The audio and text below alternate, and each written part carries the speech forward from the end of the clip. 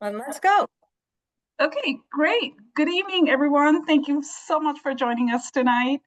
My name is Mili Pradhan. I'm the Parks and Open Space Director, and I'm very excited to welcome everyone to the very first Design Review Committee meeting for the Jack Curran Skating Rink at Larz Anderson Park.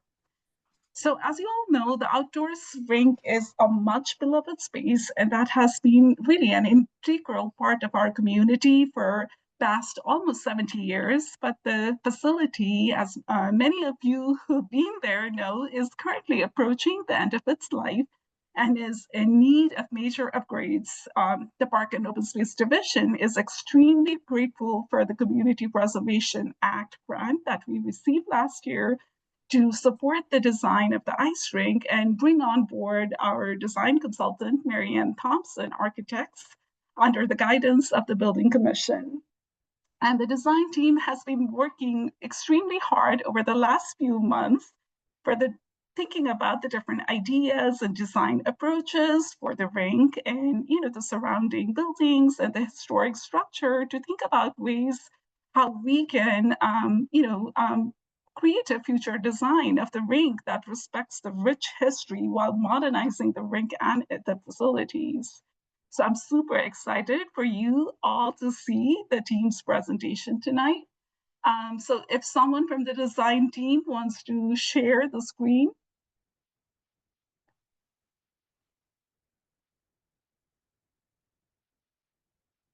Great, thank you. So we can move on to the agenda. So first off in the agenda, we will go through some of the introductions for town departments involved and staff involved. We will introduce you all to the Design Review Committee and briefly touch on the charge of the TRC and the goals of this Design Review Committee.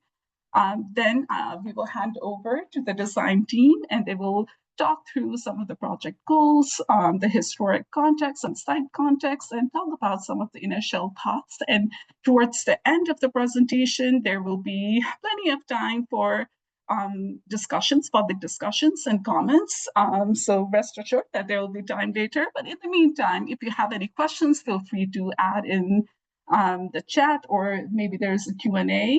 And I'm not sure if there's a Q&A. There should be, but you can add your, comments as well. And then we can monitor that as well. So let's see, if we go to the next slide. So I just want to say that this is one of those projects where there are multiple town departments involved, just because of the complexity of the project and the different areas it touches. There's preservation, building, and obviously the site and recreation. So you all know me. I just introduced myself. So I'll start with introduction of my team. Jessie, do you want to quickly introduce yourself? Hi, my name is Jessie Waisner. I'm the Senior Landscape Architect for the DPW. And then I'm going to kick off to Recreation Department. Recreation has a huge involvement for the ice rink, as they are the ones who manages the programming for the ice rink. So Aaron and Josh.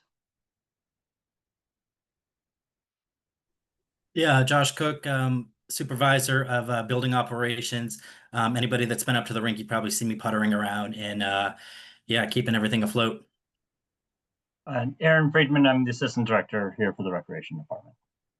Okay, awesome. And we have our amazing staff from preservation. Again, all of you who've been at the rink knows that we have the rink sits in a historic Italianate garden and, remnants of that. And in our planning department preservation team have been working with us very closely. Rebecca, do you want to introduce yourself? Sure. Hi, everyone. I'm Rebecca Morosky, and I am the Senior Preservation Planner located within the Department of Planning and Community Development. Okay, awesome. So if you go to the next slide, we have an amazing committee of design review committee. The committee was selected appointed by the select board not too long ago. So I'm gonna just, hand over. I know David is on the card. David, do you want to quickly introduce yourself? Sure, yes. Hi, I'm David Perlman, Chair of the Select Board and a longtime Precinct 15 resident who really loves Larz Anderson Park and has made a lot of great use of it. Great. Clara? Hi, I'm Clara Bachelor. I'm Chair of the Park and Recreation Commission. I'm also a landscape architect. Great. And I don't think Jason is here. Oh, I'm here. Oh, Jason. Okay, great. I'm just on some other panel off on the right-hand side. Where I'm Jason Bowers. I'm a co-chair of the DRC, one of the building commissioners for the town of Brookline. I'm an architect, but I'm also a father of going to be fourth grader that plays hockey in the town. So I've got multiple angles, and then my wife helps organize the Pierce School skate night. So we're there a lot. Arisa, do you want to introduce yourself? Thank you. My name is Arisa Boyd. I am a preservation commissioner. I also raised my kids skating at Larz. They both played hockey. And I have a lot of history with the longer depth of Larz Anderson Park. So bringing that in, but I'm here wearing my preservation commissioner hat. Great, thank you, Arisa. Andrew? Hey, my name's Andrew Mullins. I've been in Brookline for a bit over 20 years or so. I have two kids in the Brookline Public Schools, a rising 9th grader and a rising 11th grader. Both my kids learned to play hockey through the Brookline Youth system. I am a board member on the Brookline Youth Hockey program, and I handle all the registrar and scheduling duties for the town. We have over 250 players in the program this year, and looking forward to working with you. Great, awesome. Mary? Yes, I'm Mary Dewart. I'm president of the Friends of Larz Anderson Park, and I had a long career as a landscape designer, and I love Larz Anderson Park. I love the open space of it. I love that we have the skating and can enjoy it now a number of months, and I'm looking forward to working with everybody. Great, awesome. And Bob, I see that you're here now. Do you want to introduce yourself?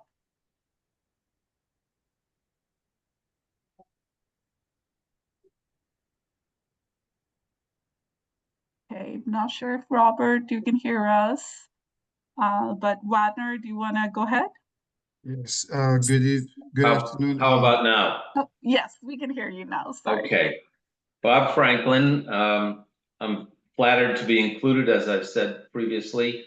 I skated at the pond more than 70 years ago, and oddly enough, it's another story, swam at the pond over 70 years ago, and I've skated at the rink along with my children and their children, and hockey, and the whole range of Larz Anderson ice skating rink events since it opened.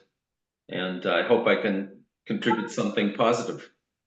Great. Thank you, Bob. Wadner?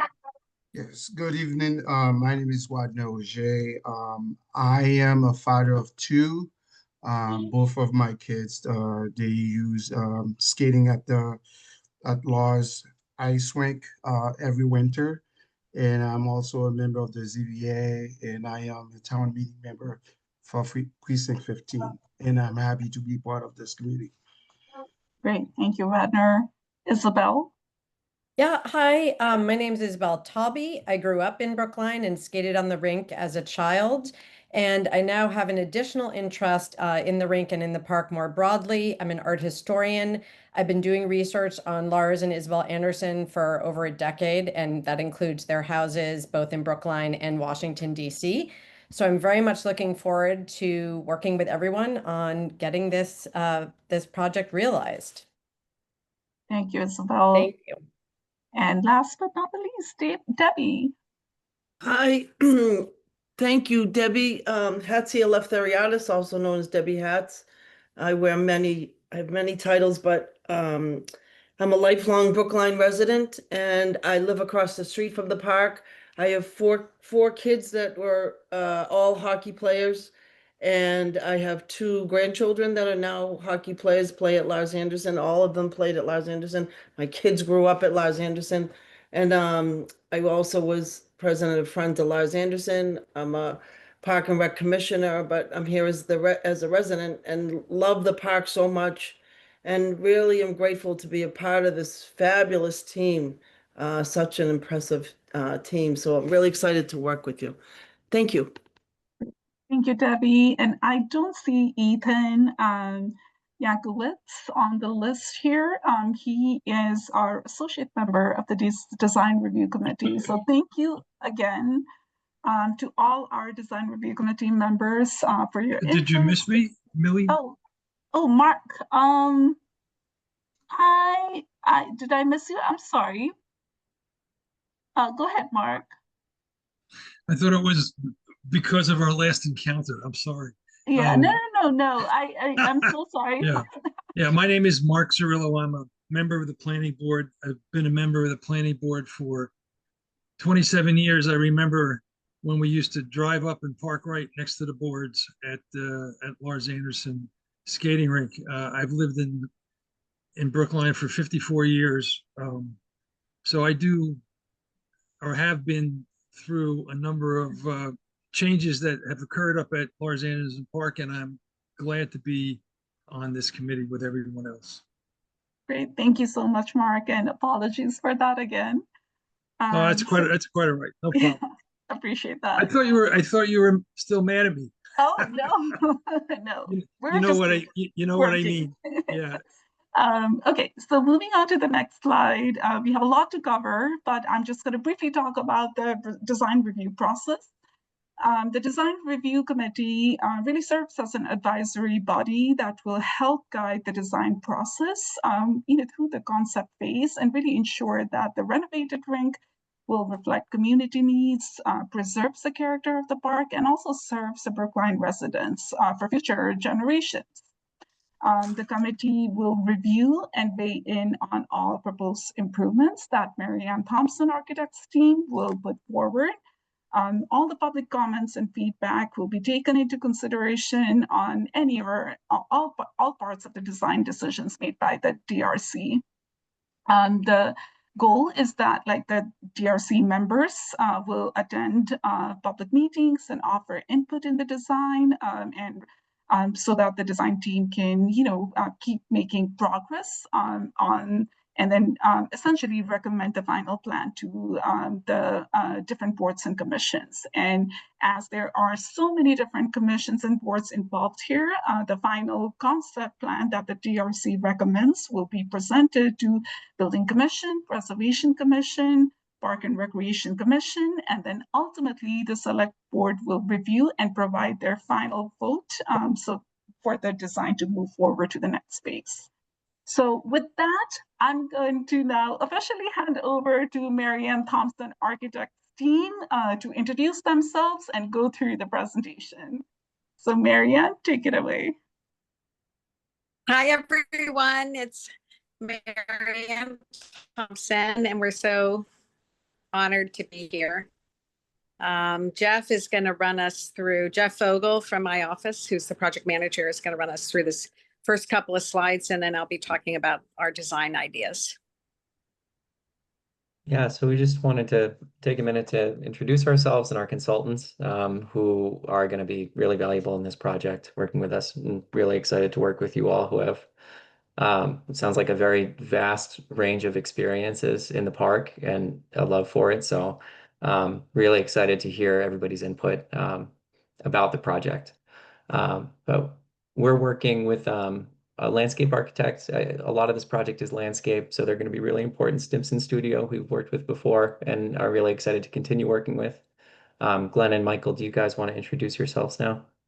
Sure. Thanks, Jeff. I'm Glenn Valentine, landscape architect with Stimson Landscape Architecture. I'm a principal with the firm, and I've been working with Marianne and her team for a long time. And I've been designing public spaces and gardens throughout the Boston area for the past 30 years, and I'm thrilled to be working on it. I used to have a community garden plot in Larz Anderson when I lived here. So I'm thrilled to come back to it and work on this project with you. Hi, everyone. Michael? Yeah. My name is Michael Lundquist. I've been at Stimson for about 14 years, associate principal, and I'll be serving as a project manager from the landscape side. All right, thank you guys. And then we have our amazing cultural resource strategy consultant who's going to be really integral to our understanding of the context that we're working in, the context of the historic garden in the park and the history, the deep history of the site. Charles Birnbaum. Charles, do you want to introduce yourself now? Sure. Excuse me. It's great to be with everyone. Jeff, thank you. It's an honor to be working with Marianne's team and with Stimson. This is my third time at the rodeo with Marianne, and it's always a joy. You might have noticed that my title is Cultural Resource Strategy. So I'm not a preservationist by definition, but I have spent 15 years at the National Park Service where I authored the guidelines for the treatment of cultural landscapes. I now run a nonprofit that I founded called the Cultural Landscape Foundation. We're an education and advocacy organization, and you may have seen us recently in the news for the 4 lawsuits we have filed against some of the projects that are taking place in Washington, D.C. It is an honor to be here. Boston holds a very cherished place in my heart. I see some familiar names popping up that I haven't seen in a while, and I spent 6 years working with Presley Associates on Boston's Emerald Necklace when I used to have a full head of David Cassidy hair. And so to work on a landscape that has the pedigree of Platt and Olmsted and a whole panoply of landscape architects and planners and architects that I celebrate in the work we do is truly an honor. So thank you for that, Jeff. Yeah, thank you. We have a few other consultants that round out our team who aren't with us on the call today, but are going to be just as important as we start to move forward and get into more detail on the project. First and foremost, we have our ice rink consultant, CJL Engineering, who have a deep history of ice rink design from indoor to outdoor to covered, uncovered. They've done pretty much everything when it comes to ice rinks. We're working with VHB Associates for our civil and permitting needs. As Millie said, there's a lot of different boards and commissions and steps that we need to go through here. So they're going to be really important when it comes time to working through the Mass Historical Commission and getting that process done correctly. We have our structural associates, RSE, who we've worked with a bunch in the past. They're great. They're very flexible and they're happy to work with us through whatever challenges we come through. We have our MEP and FP engineer, GGD. We've worked with a bunch specifically on public projects. They have a history of working in the town of Brookline.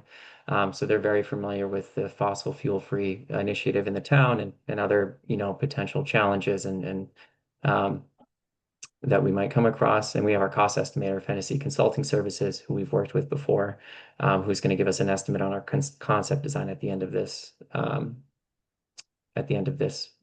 design phase. So project history. I'm just going to go through a very brief overview of the project history. It sounds like some of you might have more in-depth understanding of the project history than we probably do at this point, but we're going to do our best to recap how we got here, our understanding of it. So starting with an acknowledgement that the park was deeded to the town by Isabel Anderson in 1949. The rink has been owned and operated by the town since 1958, serves over 15,000 skaters per season.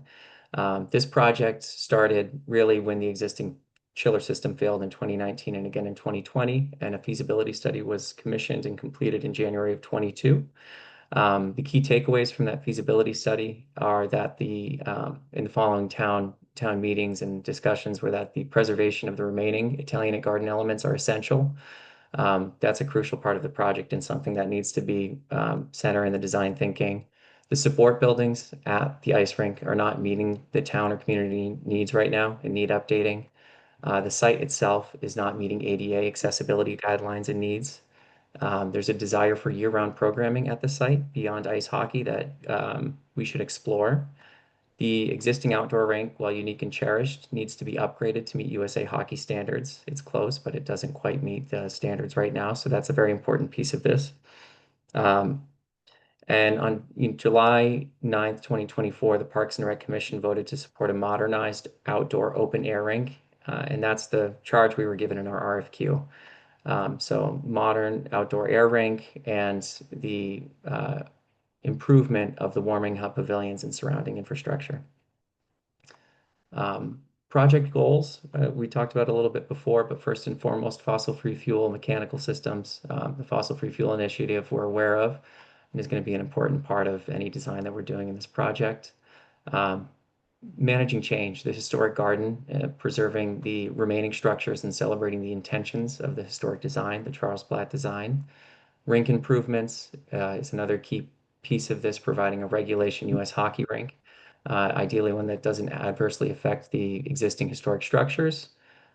Site improvements, accessibility, pathways, circulation improvements around the site to function with the new rink. Seasonal programming, brainstorming for low maintenance off-season uses for the ice rink area, something to create year-round engagement.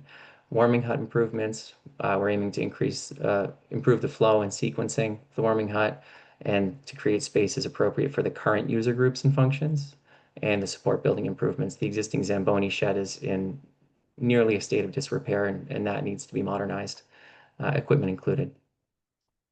Our proposed schedule right now, we're just focusing on the concept phase. So we've been approved for a study to establish the scope of work and what's significant here in the park. So we're going to have ideally 3 meetings, but as many as we need. This is the first meeting, the next one on July 30th, and the third one, we still need to select a date in early September. After that, as Millie said, we would need the town approval to proceed through the commission and board meetings before we go on to a full design project. It sounds like we're all very familiar, but to locate everyone, we are at the Larz Anderson Park. This is, the locus map of where we are in Brookline and just some context of the surrounding roads near the park. And specifically, we have the ice rink where my mouse is right here on the screen, right above the tag for the Auto Museum. This is a more zoomed in version of that plan, focusing just on our limit of work, just so we're all on the same page about what specifically we're looking at in this project. So that's everything inside the red line here. And we've highlighted it to show a couple different key elements, yellow being the existing historic garden areas and structures, green being lawn, darker green being trees, blue being ice rink. We have the main rink and the kiddie rink that exists now. We have a deck system and a kind of boardwalk almost that wraps around the rink to connect from the warming hut, which is shown in pink, to the 2 rinks. And then we have the mechanical shed and 2 temporary storage sheds that are on site as well.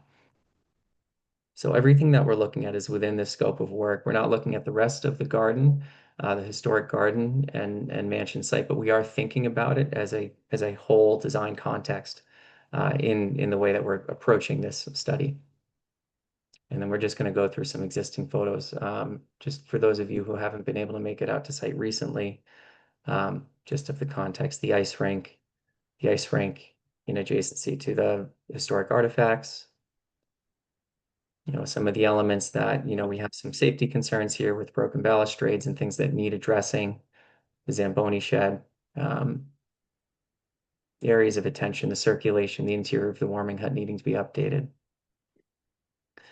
So we're excited to get started.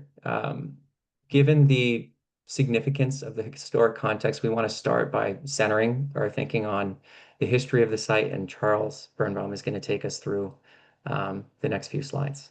Super. Jeff, may I have the next slide, please? Thank you. So I think part of tonight, the goal is so that we have a shared vocabulary. I think very often people refer to the standards in preservation, rehabilitation, restoration very loosely.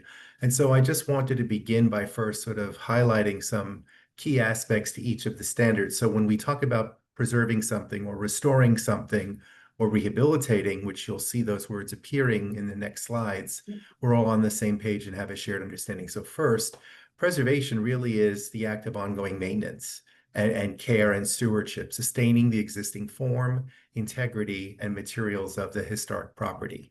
Next comes rehabilitation, of course, making compatible a new use, or in this case, a continuing use for the property.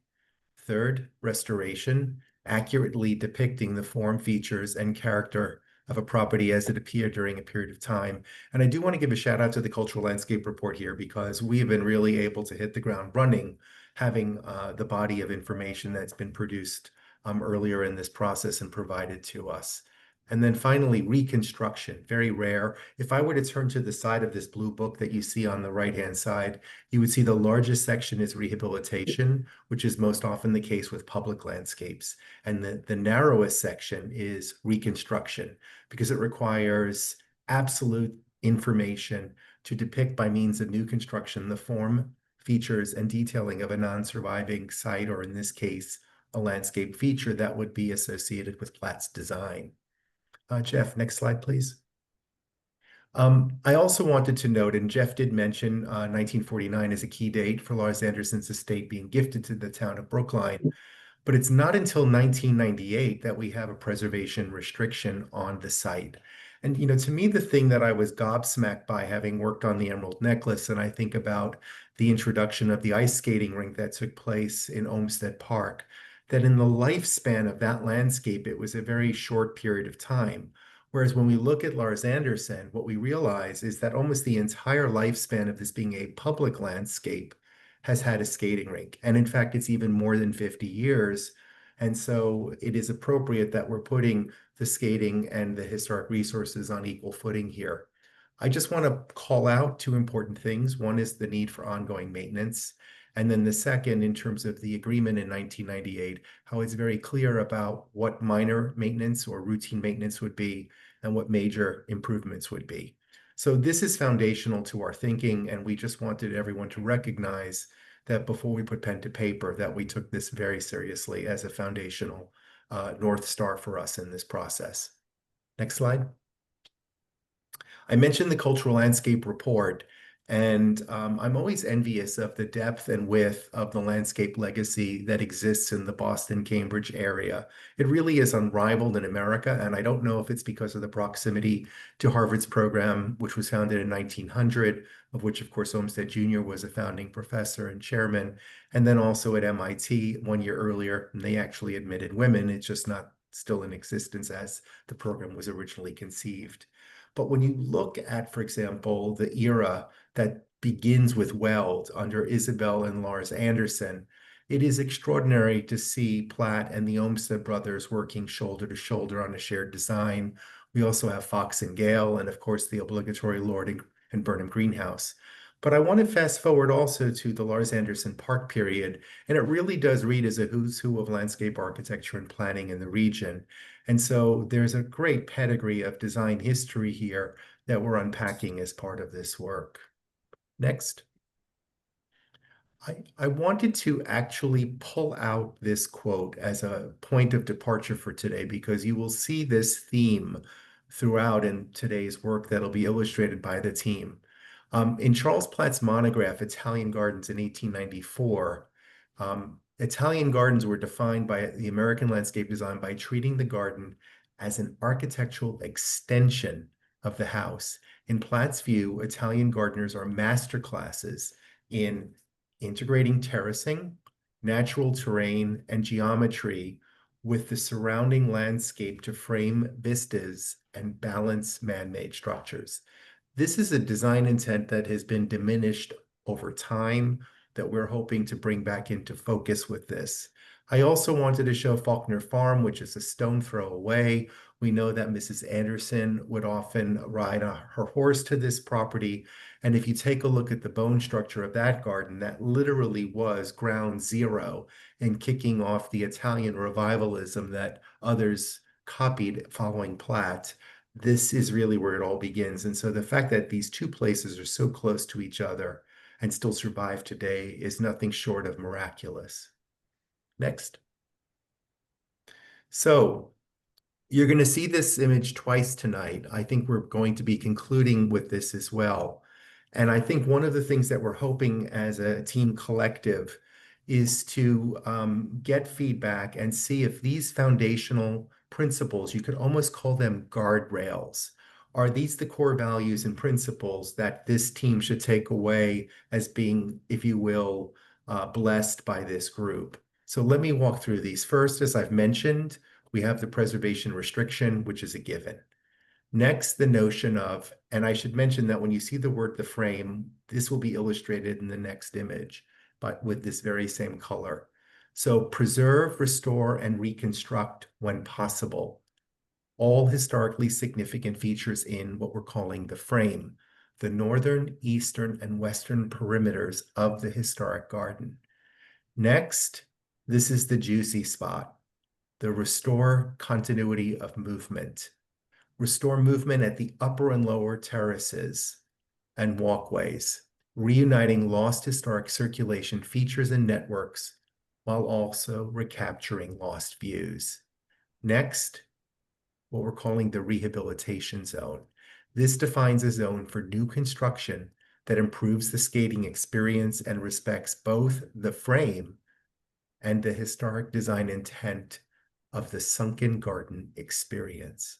And then finally, in all of the standards, preservation through reconstruction, meet universal accessibility requirements, and prescribe solutions that meet universally accessible requirements throughout that also minimize the impact on the historic design landscape.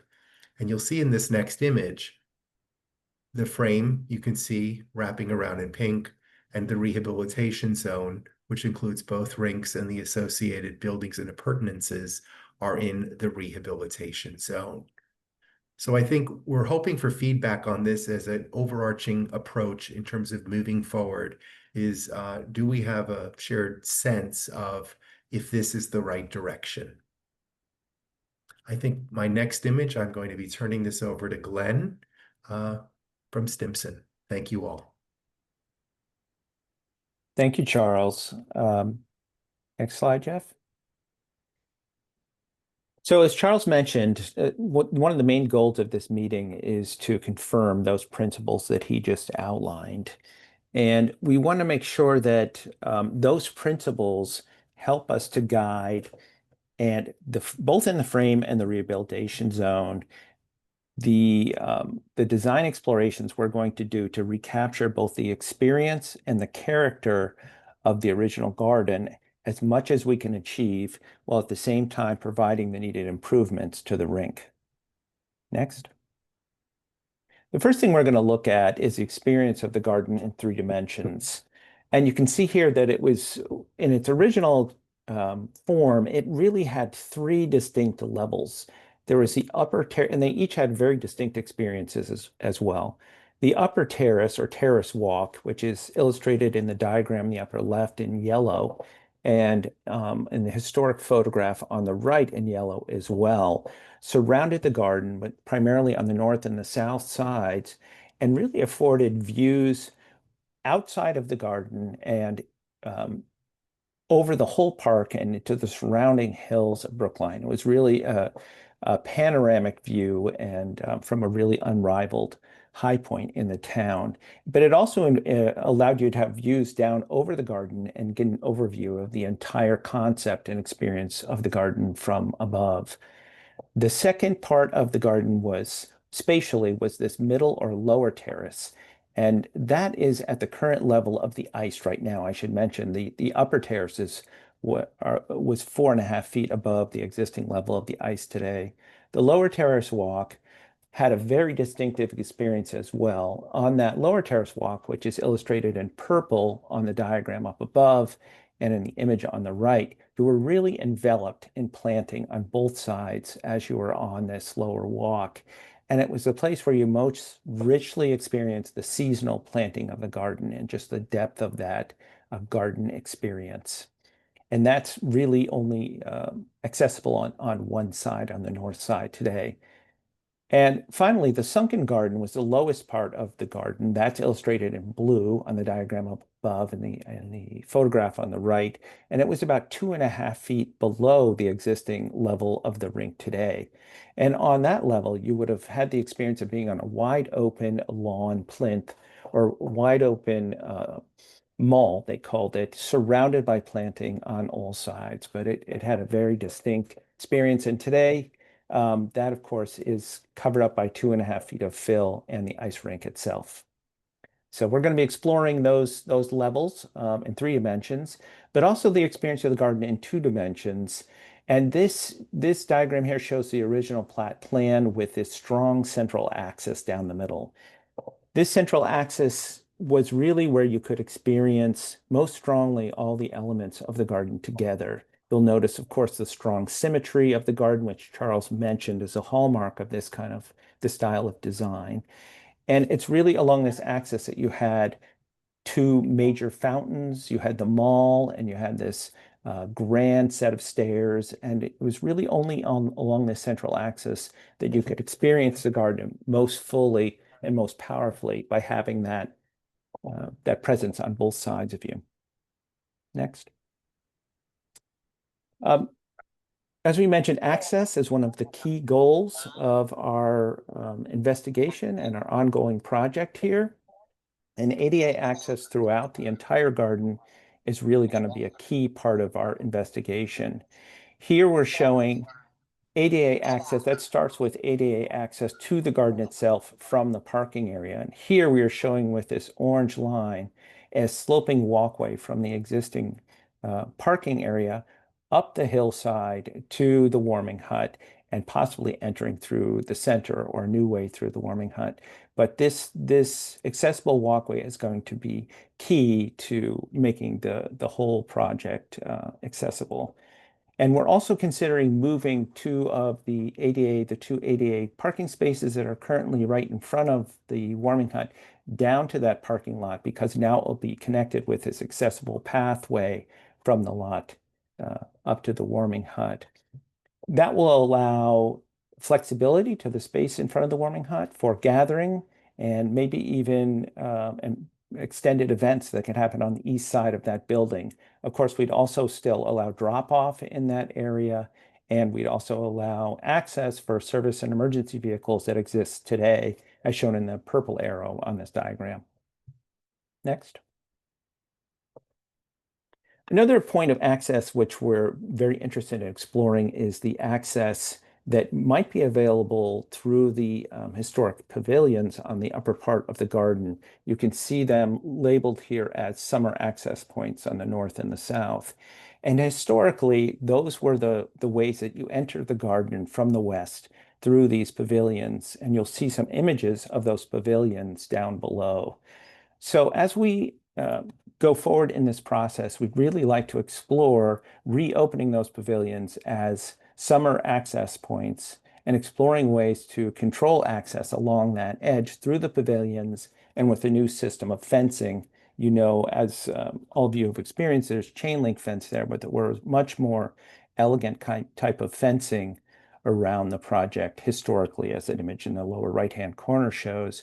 And this will allow us access to these upper terraces as well. Next. Of course, we need to provide ADA access throughout the garden. So we want to provide access throughout the garden and throughout the season, in the winter and the summer, from within the space as well. One way of approaching this, in the historic garden, of course, this was afforded through the stairs that are there, and we're going to work on restoring through this project. But to make it fully accessible, we'd have to have sloping walkways as well. And you can see in this diagram one possible approach to allowing people to get to those upper terrace walks with diagonal sloping walks up the lawn embankments on the north and south side of the garden. Here we're again stressing that we're following that strong axial symmetry of the garden and reinforcing those core values and characters of the garden with this approach that would give you the panoramic views from the upper terrace walks out over the rest of the garden and the rest of the park and the rest of the town. Next. Now that we've looked a little bit at access on all levels and different approaches to accessing the garden, we're going to look at some of the key improvements we're thinking about for the rink itself. One of them, of course, is, as Jeff mentioned, the modification of the rink to meet USA hockey standards. It's very close right now. We only need to extend the rink by 2'9" to meet that overall standard and actually decrease the radius of the corners of the rink. So we're proposing that 2'9" extension could happen on the east side quite easily to allow to have a fully compliant USA hockey rink in the renovated space. And we feel that will give much more flexibility to the town of Brookline's skating program. We're also envisioning including team boxes, 2 team boxes on the north side and a penalty box on the south side of the rink as part of these improvements. Next. As we look at access throughout the garden, we're going to be looking at these lawn hillsides on the north and the south, which all of you are familiar with, and thinking about how to navigate those slopes. We'll be considering adding additional seating to the space as well. In the upper right-hand image, you can see seating as it exists today with those aluminum benches. And down below are 2 examples of more informal seating, which may be incorporated into these hillside areas to expand seating, both for ice skating and also for other times of the year, other events which might happen in the space. Next. Another improvement we're looking at is to improve lighting. You can see the condition of the existing lighting in the upper image, upper right-hand corner image. We're thinking of using possibly a catenary system, which is a system of lights suspended on cables above the space. This will create a very even kind of lighting throughout the space that's much more inviting to other kinds of uses beyond just skating for other seasons and other times of the year. Of course, it will provide the required lighting for hockey and for skating as well. But we think that's an interesting strategy to pursue. Next image. It might also have the added advantage of having cabling that could support a sunshade system over the ice and over the space in the summer. On the right-hand side, you can see a couple examples of these shade systems providing that seasonal shade for a space. And we've heard from everyone involved that the space right now is so hot and exposed in the summer, it's practically unusable. So this issue of shading is something that's key for us to solve. And this is one way we thought we might be able to approach it. You can also see in the lower right that shading is also used in outdoor skating rinks to extend the skating season. So that might be an additional benefit to this kind of overhead system. Of course, we're looking at planting as well as a way to solve this shade issue. And right now you can see those existing evergreens provide some shade across from the direct south sun across the ice. We know there's an area prone to melting in the northwest corner. We're investigating planting additional trees along the south side of the space to provide that shade that we need. And we'll need to do further studies into this as to the height of those trees and the species of those trees that might provide the kind of shading that we need. And as you well know, who have been involved in this space for a long time, there's been investigations and discussions about all kinds of other activities beyond the skating season that could happen in this space, from pickleball court to roller hockey to movie nights, outdoor concerts. We think all these would be really wonderful kind of activities to happen in this space. And we're excited to continue to talk to you about them. But we think that number one, we need to solve the issues of access to all areas of the garden and the space, and solve the issue of shade and lighting within the space as well. And once we have solved these key issues, it will help to open up the possibility to explore some of these other activities. And with that, I'm going to hand it back over to Marianne to talk a little bit more specifically about the warming hut. Hi, everyone. I have a bit of a lag. So, Jeff, let me know if you can't hear me, then you can take over. There might be something wrong with my internet. So we love the existing building. We love the columns. We love the gable roof. We love the way it's centered on the ice rink and the vaulted space inside and the beautiful use of wood inside. So we are thinking, what if we keep yet update the existing warming hut and its charming character? So basically, we're thinking of a renovation that meets the needs of the community. And we'd like to hear feedback on that idea. Next slide. There might be a lag. Oh, good. and the Zamboni hut, which is not in great shape. The question is, what if we demolish the existing Zamboni hut and rebuild it in a style that complements the warming hut? So you can see it in the upper right. It's kind of a flat roofed box. What if we give it a gable roof and it fits in more to the composition of the existing warming hut? Next one. So what if we revised the interior wall structure of the warming hut to better meet the needs of the community? So what we've heard is that the entry sequence is not logical, and this is your existing plan in blue here. That there's not enough storage for rental equipment, that there's not enough space for changing or shoe storage during public skate, that the gathering space is not big enough for skaters during the ice resurfacing with the Zambonis out, that the locker rooms lack privacy because the bathrooms are right off of them and there's no door on the locker rooms, that the current restrooms are not inclusive or family friendly, and that the concessions area is too small, and there's not enough storage for cleaning and miscellaneous office materials. So these are the problems we're trying to solve for. And we can go to the next one. And we're trying to also make the building read less like haphazard in terms of all the sheds and things around it. We don't want to increase the square footage of the building because we are in a parks setting and we don't want to increase the built form. So we are wondering, what if we remove the storage sheds, which feel kind of haphazard on the site, and incorporate that space into the warming hut so we can get a little bigger through the use of the storage sheds, but still feel like an integrated piece. Another what if is, what if the warming hut or Zamboni shed had an outdoor gathering area that could have a fireplace and a sitting area around it? And that's something we'd like to get feedback on from you guys, whether that would be a used or beloved attribute that we could add. What if we create a defined entrance to the warming hut along the historic garden access? So this was like when we first went to the site, we were like, why can't you enter where the columns are?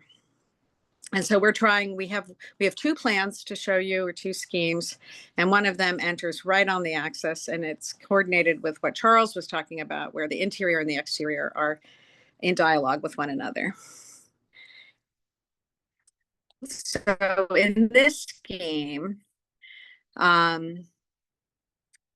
we have the columns. Oh, and by the way, we have found more columns in the, there's an area near the site, adjacent to the site, which has some stored columns that are lying on the ground. So we have more columns to use. We think we have to get them cataloged. But the idea is that we create a really, we reify that entrance that has the columns, and you have the view through, and you're right on center with the new expanded rink, and it's a much larger gathering space. And we add benches to the center of that space that are kind of creating little nooks where people can gather and talk to each other, take off their skates, so that there's more places to sit down. So it's larger plus more places to sit down. The office we have moved to right next to the entry door, which is actually not on center because we had it on center in one scheme, but then we were given criticism that the door needs to be right next to the office so people can check you in when you come in. And the office would also be the skate storage area, which now is larger. We have the concessions is also much larger, and it operates into the gathering space and then also to the outside.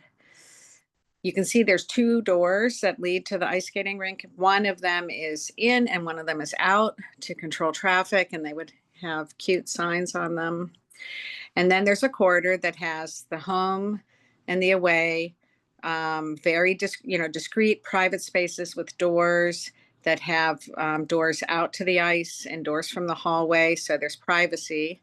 And then the bathrooms all have become separate single stall bathrooms, which one of them's ADA and the rest are just single stall bathrooms. So they're all basically family bathrooms and can be used by any sex, any gender.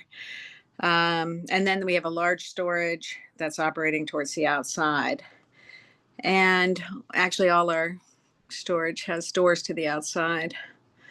And then we did a quick, a sketch for you guys to look at and give us feedback on, where you see the columns on the entry, the ADA path coming right up to that porch. So it's a very clear central entry on the ice. We keep the idea of the metal roof. We do a stone base in the gable, and it could be stucco or it could be wood.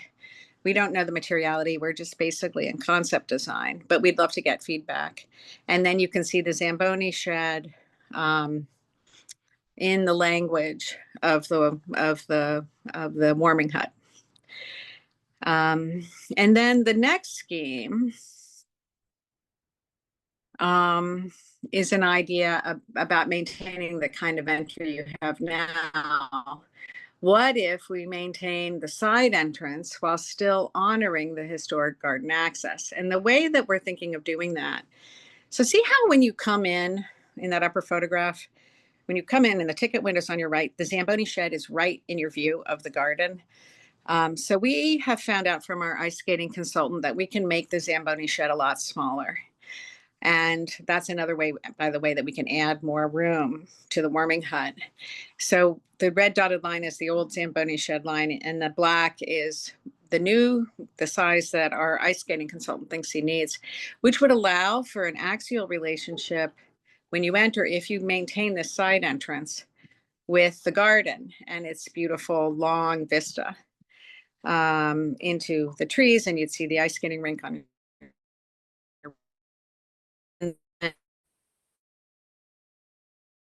side entrance. Let's go to the next one. The idea would be we'd use the columns to create a porch where the ADA ramp comes up and where the entry is, but then you have the axial relationship with the side part of the garden with the Zamboni hut moved back, and you would get your tickets on the outside, and then you enter to the right, and then you come in. So it's very similar to how, and we have benches lining where the ice is. So it's very similar to how you come in now. We're trying to keep a scheme that feels familiar to how it's been done, in the past. So we have a large area that's the office, the tickets, and the skate rental area. We have the idea of the in and out with the doors, the benches in the middle of the gathering space, a larger gathering space, the cafe operating both to the outside and to the inside, all the unisex bathrooms all in a line, home and away, each with their doors out, and then a large storage area that opens to the inside and the outside. And this scheme could look something like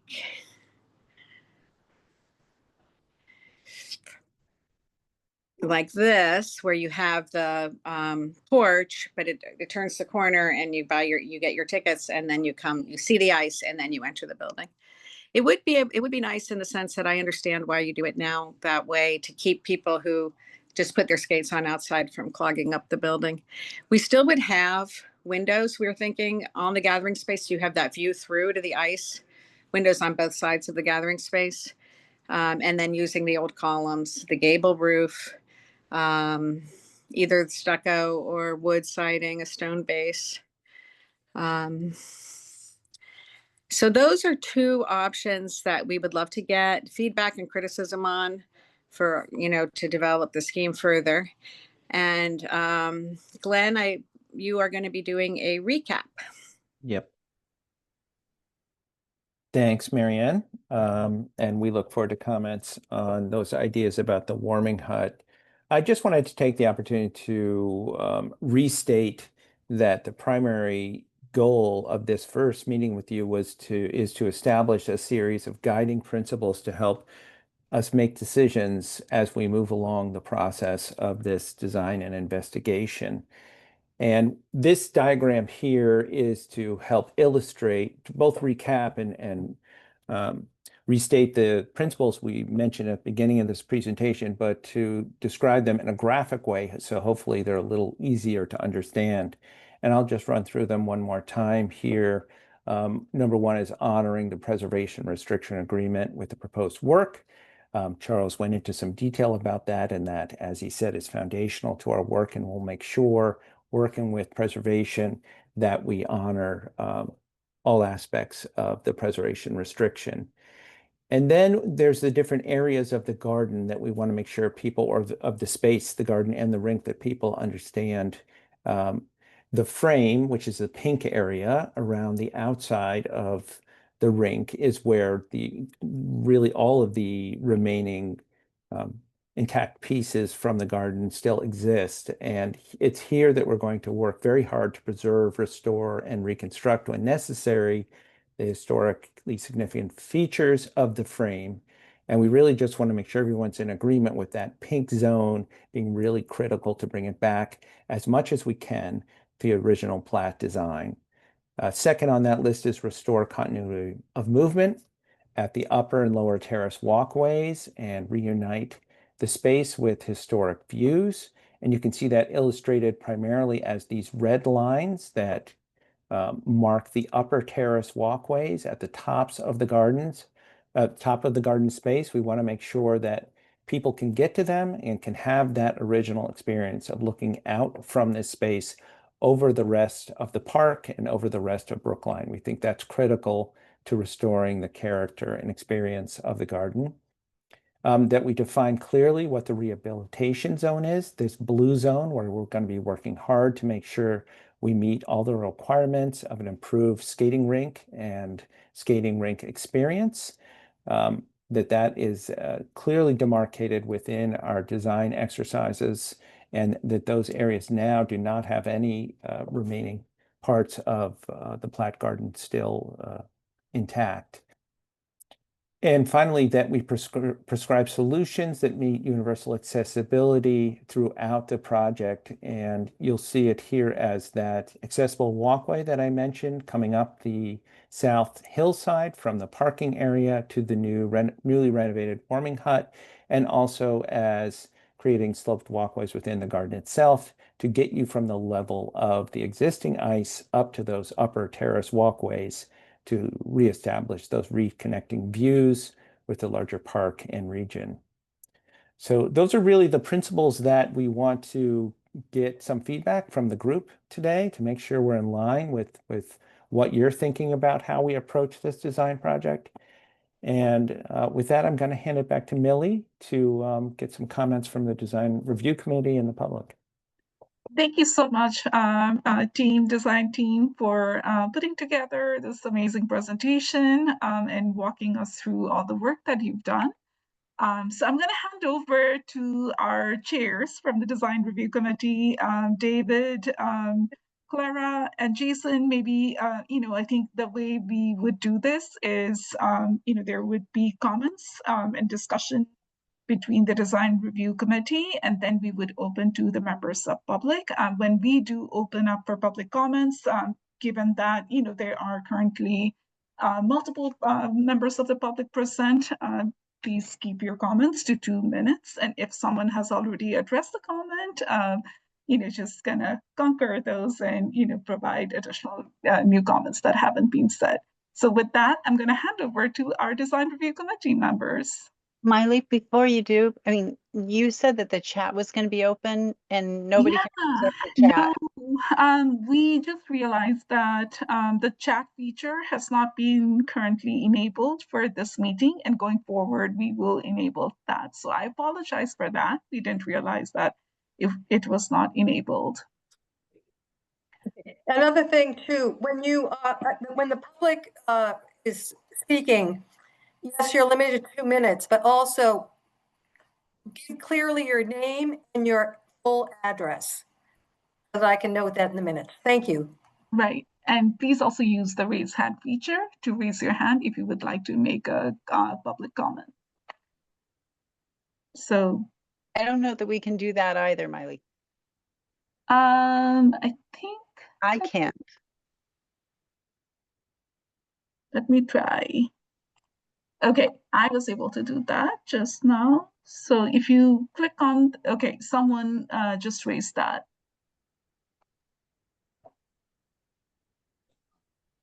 Okay, awesome. So design review committee members, Right, so thank you very much for the presentation.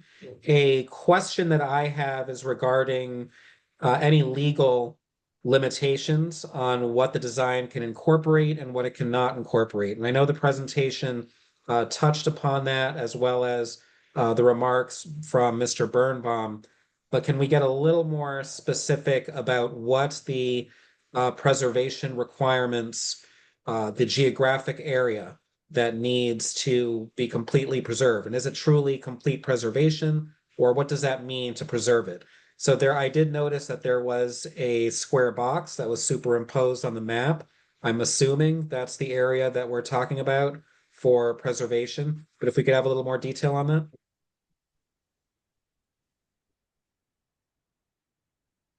Sure, I can jump in here, David, if you'd like. This is Charles. You know, I don't want to read this to the group, but Millie, it might be nice if maybe people that are on this call, this Zoom, if they could get copies of this, if this could be shared with the group. But I would say that, you know, the basically the agreement, the cornerstone is the Secretary of the Interior standards and the guidelines for the treatment of cultural landscapes. And it is this entire area that's part of the designation. So we are, you know, interpreting that with specifically the zone. So for example, the area that we've shown in blue, that is an area that was changed when the skating rink was built, and thereby it does not have integrity or historic integrity. And so that space in the rehabilitation zone has the carrying capacity for rehabilitation.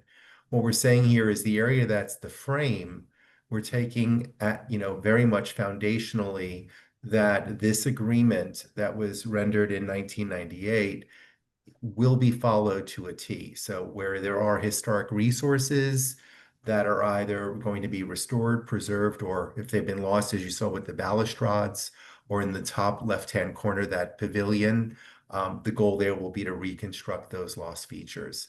So I think we call this the frame because the frame was established by Platt, and that is in fact character defining. And the same with the circulation, where we're looking at that as something that's been lost that we're now going to restore and recover. But I think it would be helpful. It's not very long. It's a pretty quick read. It's just a couple of pages, but it's really basically saying you must abide the Secretary of the Interior standards. All right, thank you. Another question that I would appreciate some more detail on. There was some discussion about light infrastructure providing shade over the rink. Could you get a little more detailed about what that would look like? And the reason why I find that potentially concerning, unless I'm misinterpreting, is that the main reason to have an outdoor rink, of course, is to be able to enjoy the outdoors and unobstructed views. So I just like to know what was meant by light infrastructure as shade.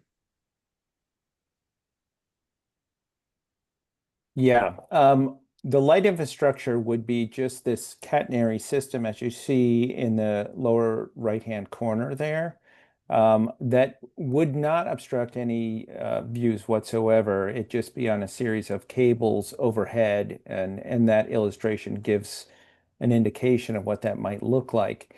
The idea, which is on the next slide, of shading the ice was just something we were thinking about because we know that the skating season is not very long, and we were beginning to investigate. We know that there's a problem with shade in the summertime. So we're envisioning those two shade structures that you see in the upper right would be used in the summertime to provide relief from the extreme heat. The lower right-hand corner was just something our investigation showed that it has been used, and it's occasionally used to provide shade to outdoor rinks to allow them to function longer into the season, into warmer seasons in the spring. So it was just an idea. It would only be overhead, and we were just putting it out there as a way to extend the season, another way to use those that catenary system to the advantage of the rink's function. The catenary system year round, or does it only go up during certain months? The idea is it'd be up year round. The cables would be up year round, but the shade structures would be used just in the summertime.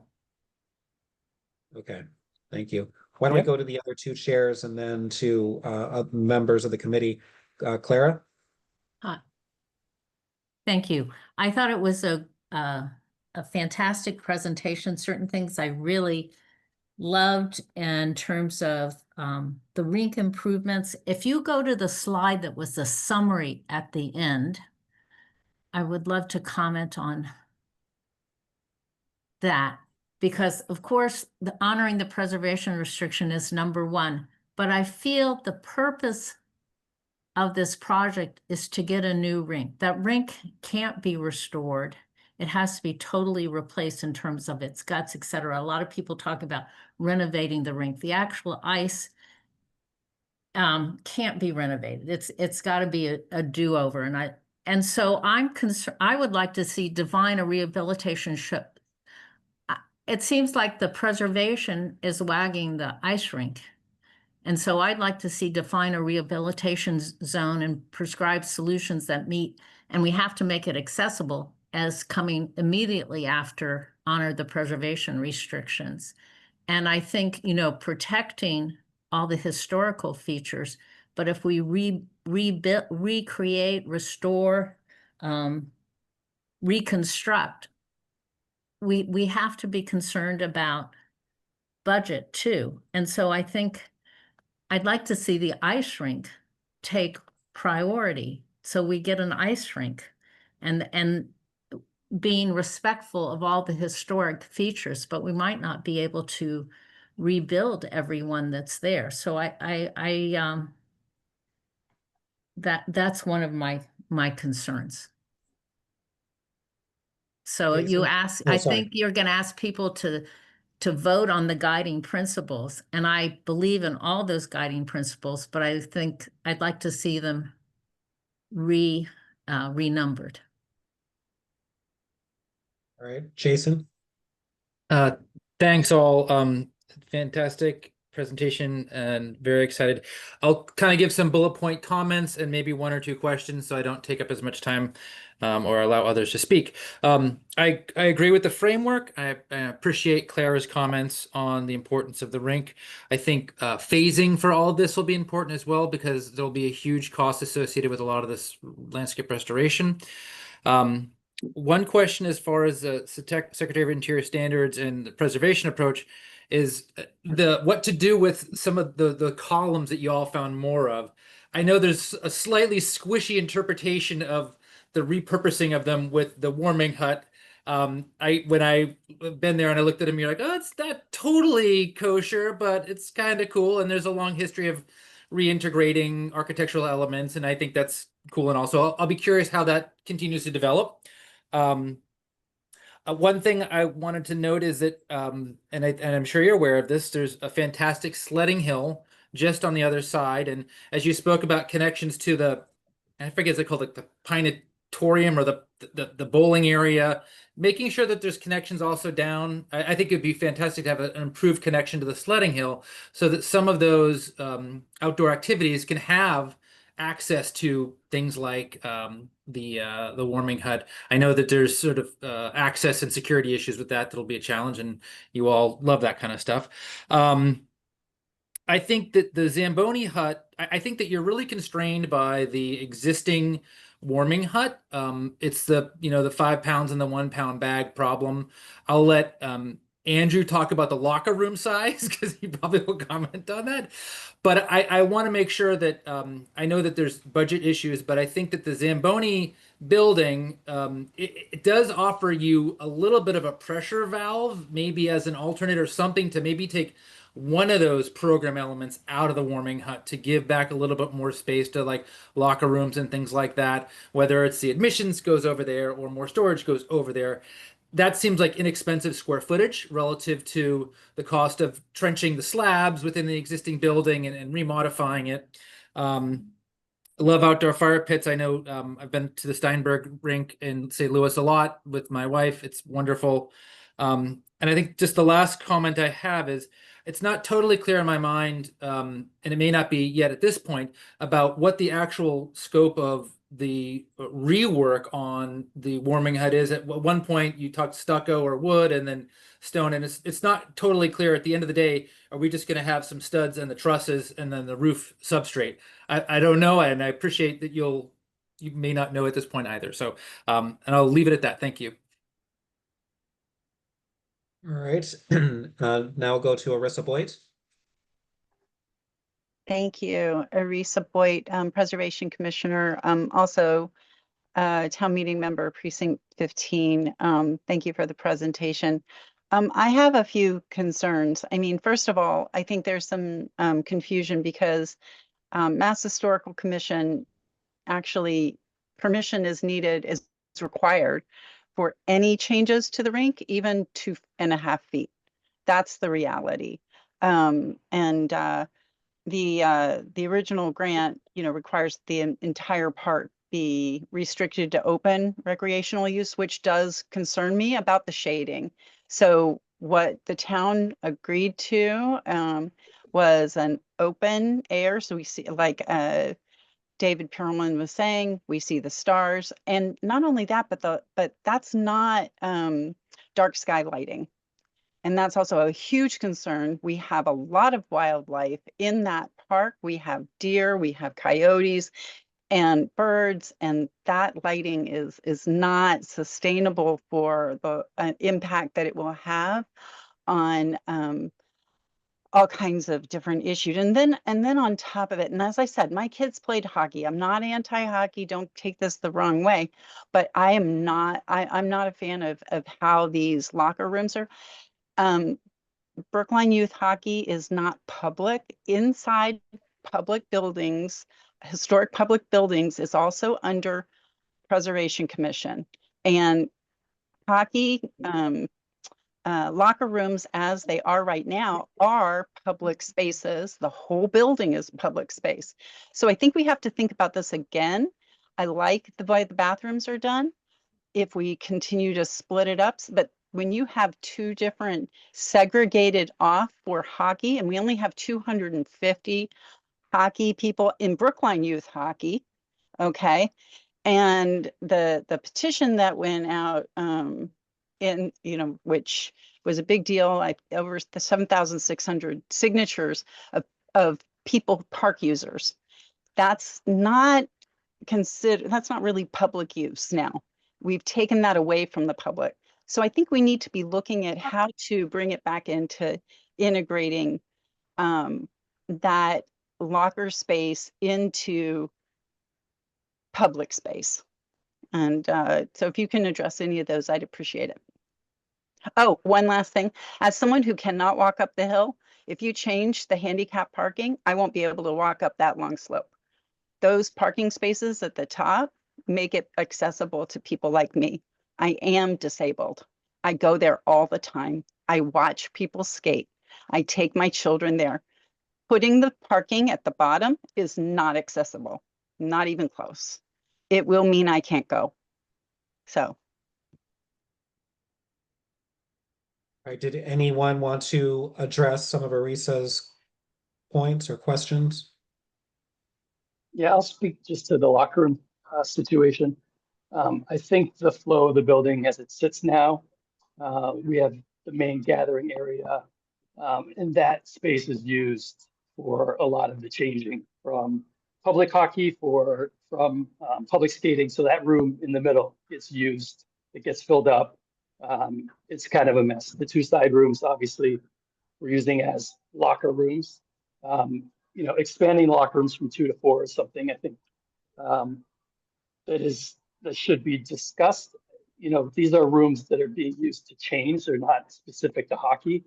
Any rink you go to, there's 4 locker rooms because at any given time, there's 2 groups of teams on the ice. There's 40 kids on the ice for public skate. 10 minutes after that, there's another group coming in. So it's sort of 4 is the standard at any rink you go to. And I think that, that main area just gets too jammed if you don't have enough space with just two areas for changing. Thank you. Were there any other points that you wanted to make?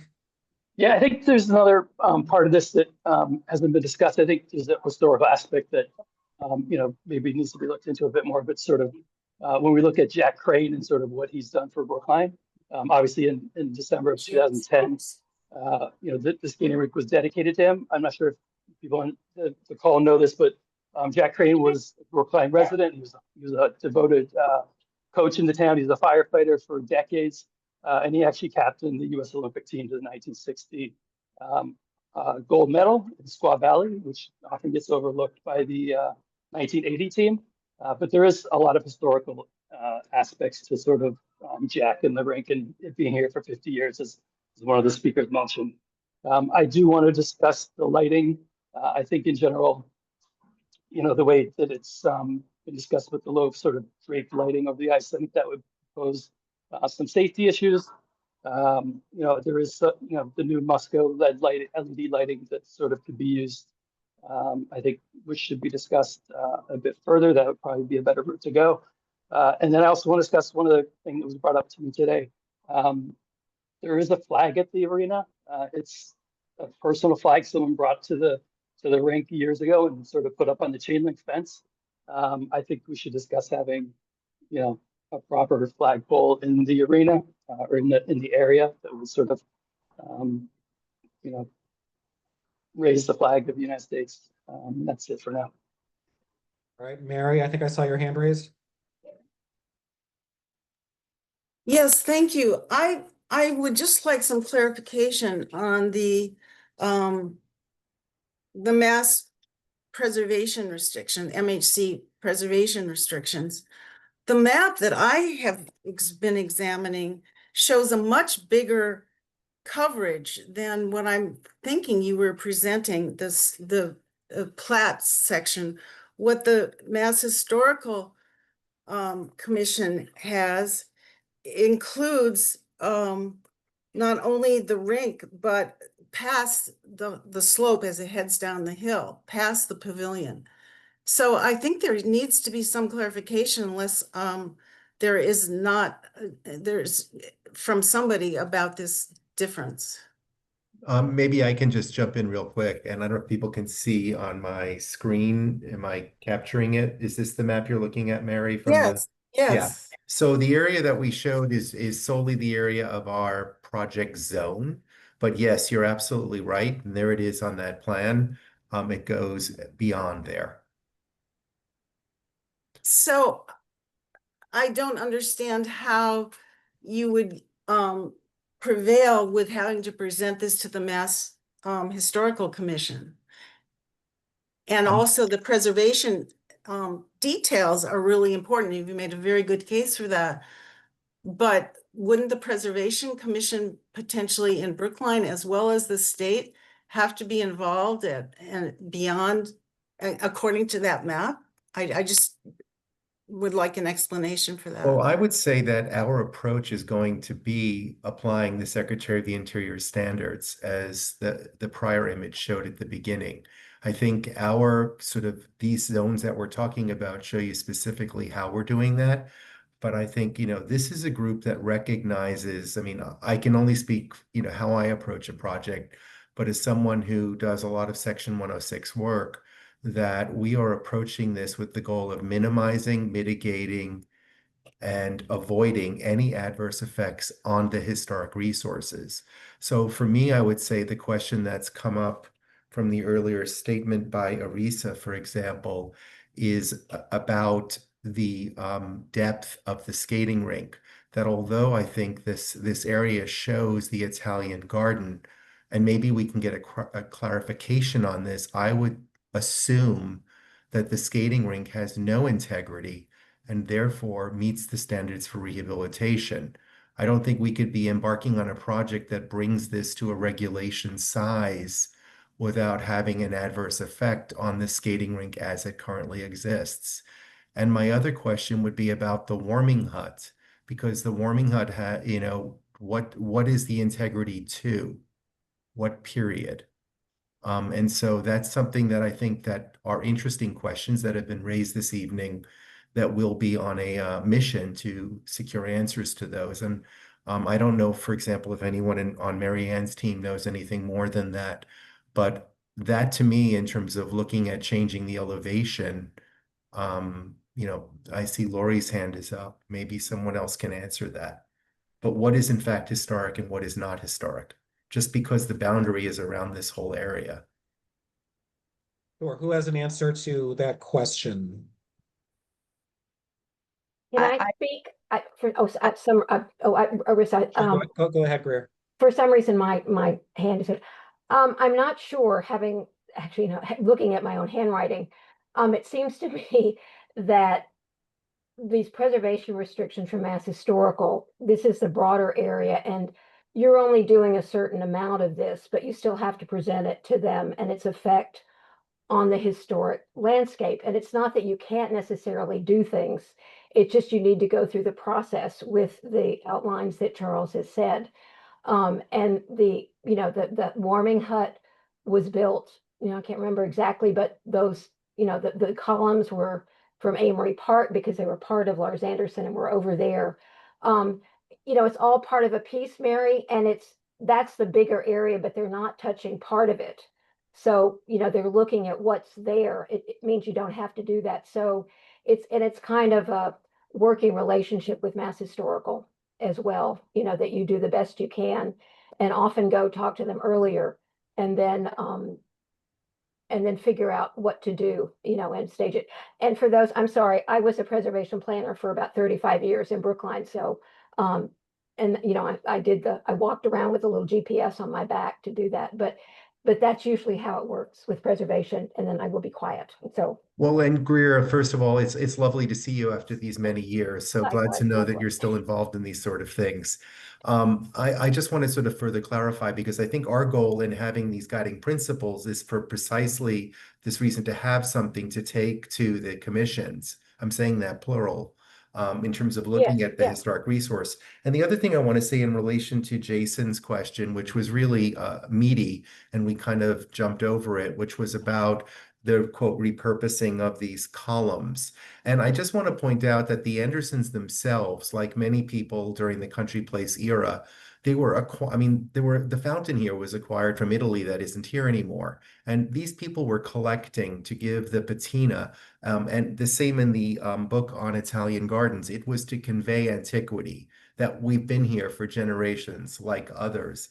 And I think the notion that Mary Ann had in repurposing those was to celebrate the antiquity and the ruin of the site, and to find a way not to create a false sense of her history, but to give them a coveted location, within the setting in some kind of a loggia or framing device. David, can I follow up on that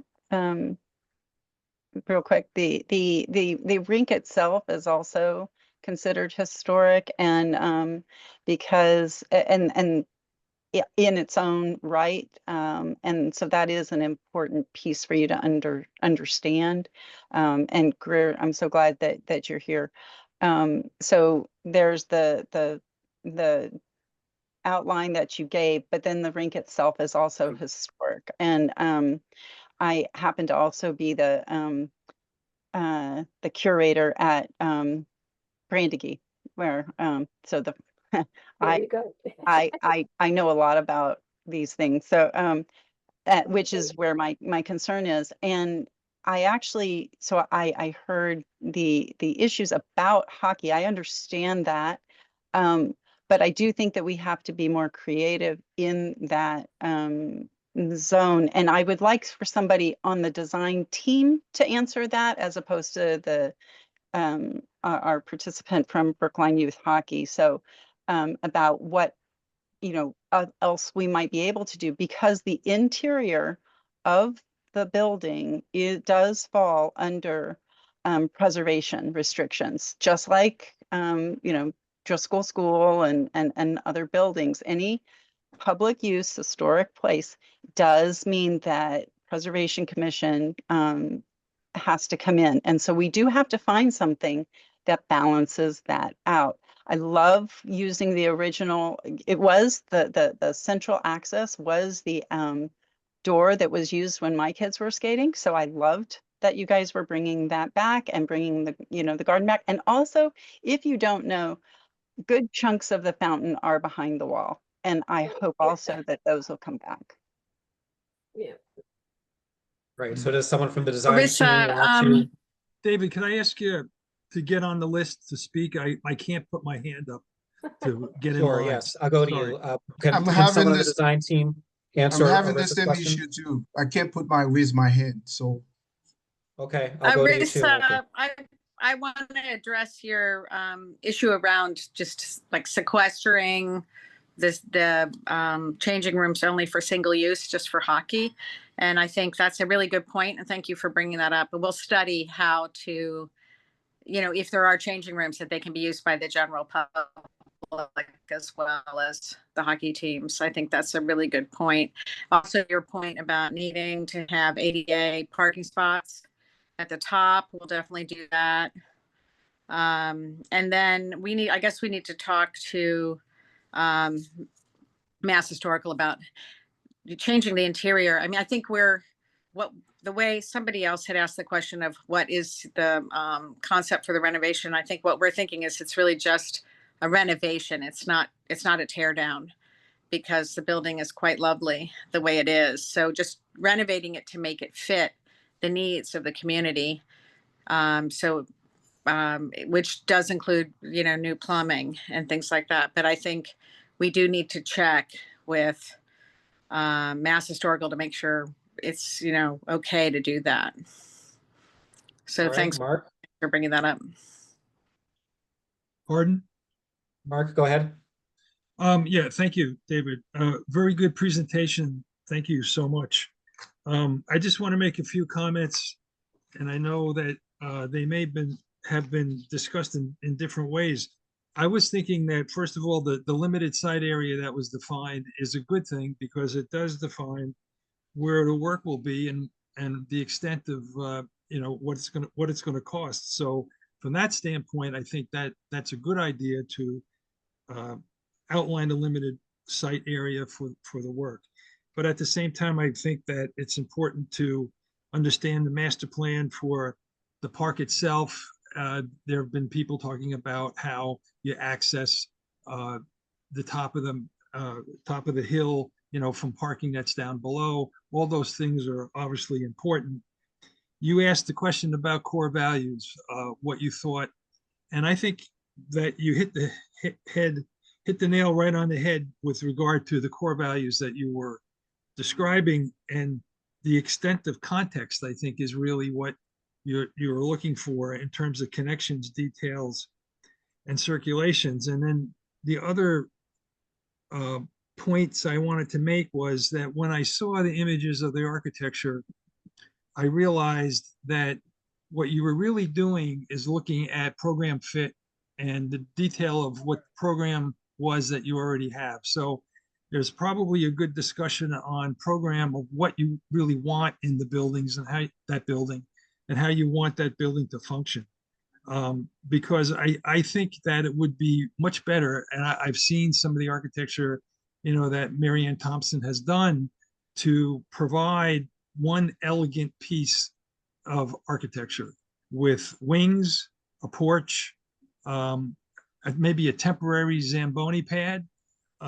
With regard to that Zamboni building, you need to get rid of it. I mean, what we need is one elegant piece of architecture that opens up the inside floor plate and we have a discussion about program that relates to, like, what type of concessions are you really going to have there? For example, you're going to have hot chocolate, maybe you're going to have packaged things. Why couldn't you have a food truck? Or why couldn't you have a food cart rather than a concession place in the building? It would be more important to have a place to warm up and to sit, or a place where you could, you know, sit on the floor. Teams could come in and wait to use the changing rooms or the locker rooms, etc. But I think that the possibility for creating one elegant piece of architecture up there with wings for the bathrooms and lockers, and a porch area that extends out to the boards. So you could even have sitting or viewing from that perspective regarding plus either side of the rink. That's basically what I was thinking with regard to looking at a temporary place for the Zamboni rather than to create, a big garage or renovate a big garage that really doesn't fit, I think, in that. And maybe the Zamboni in the summer goes away. It goes someplace else. And what you have is a concrete pad with the Zamboni and a temporary canvas structure up there for that during the winter. So those were my comments. I hope they're helpful, and I think that you're definitely in the right direction. And with regarding to all this historical business, are we concerned about historical business because we don't want things to change, or do we want to come up with a program that's reasonable and what we want, and then figure out how to make it work historically with what we have and what we'd like to have, and then move forward with that sort of idea. Thank you. Well, Mark, to that last point, at least from my perspective, the issue is not so much what vision do we have for the ideal site, but just being mindful of what the guardrails are, what is permissible, what is not permissible. And so knowing what our limitations are and where, I think, is important, because if we go down a path of designing what we think is ideal, irrespective of preservation regulations and what the various commissions would ultimately find, then I think we would actually be doing a disservice to this effort. But I do respect what you're saying. I'm not criticizing at all the vision that you've articulated. You do raise some important points. Specifically, do we have an answer as to whether the Zamboni shed could be combined? Is that even a path that's viable legally? The Zamboni shed is not historically significant. So they're going to have no trouble tearing that down, David. That is not an issue. And even the idea of putting, seating outside, and perhaps even there they could put concessions. Those things are going to be fine. That was built later, so that is not an issue. Those sheds and things like that, those aren't a problem. Even expanding the building could be done. We just have to make sure we do it in the right way, that it's designed properly. It's just making sure also that the interior is also has the historic feel to it as well. So that's the process. Thank you. Wadner? Yes, I have thank you. This is a great discussion. I'm looking at the static functionality, accessibility, and public interest. The Zamboni part, what are the pros and cons if they remove it from where it is and put it on the right side of the building? Can somebody speak to that? Sorry, can I just jump in? Sure. I believe the mechanicals of the actual rink are also held within the Zamboni shed. So I just want to make sure everybody understands that, the mechanical stuff does need to be somewhere. If we knock it down, then we're kind of shooting ourselves in the foot. Well, that's exactly what about if they move it to the right of the building?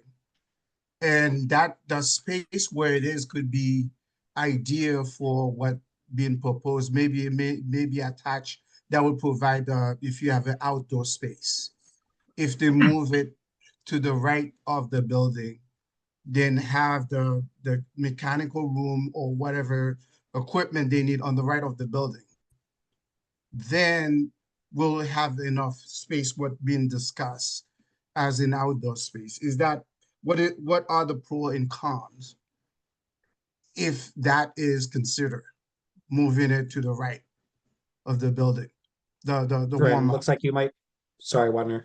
Catherine, looks like you might have an answer to that. If you can unmute yourself first.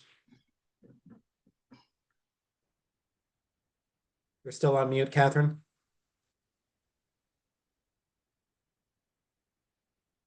Got it. Okay. I'm coming in a bit from left field on this whole thing. I saw the, what is it called? The grading of the property through the side cuts. There are technical terms and professional terms for that, but I'm just going based on just watching. Has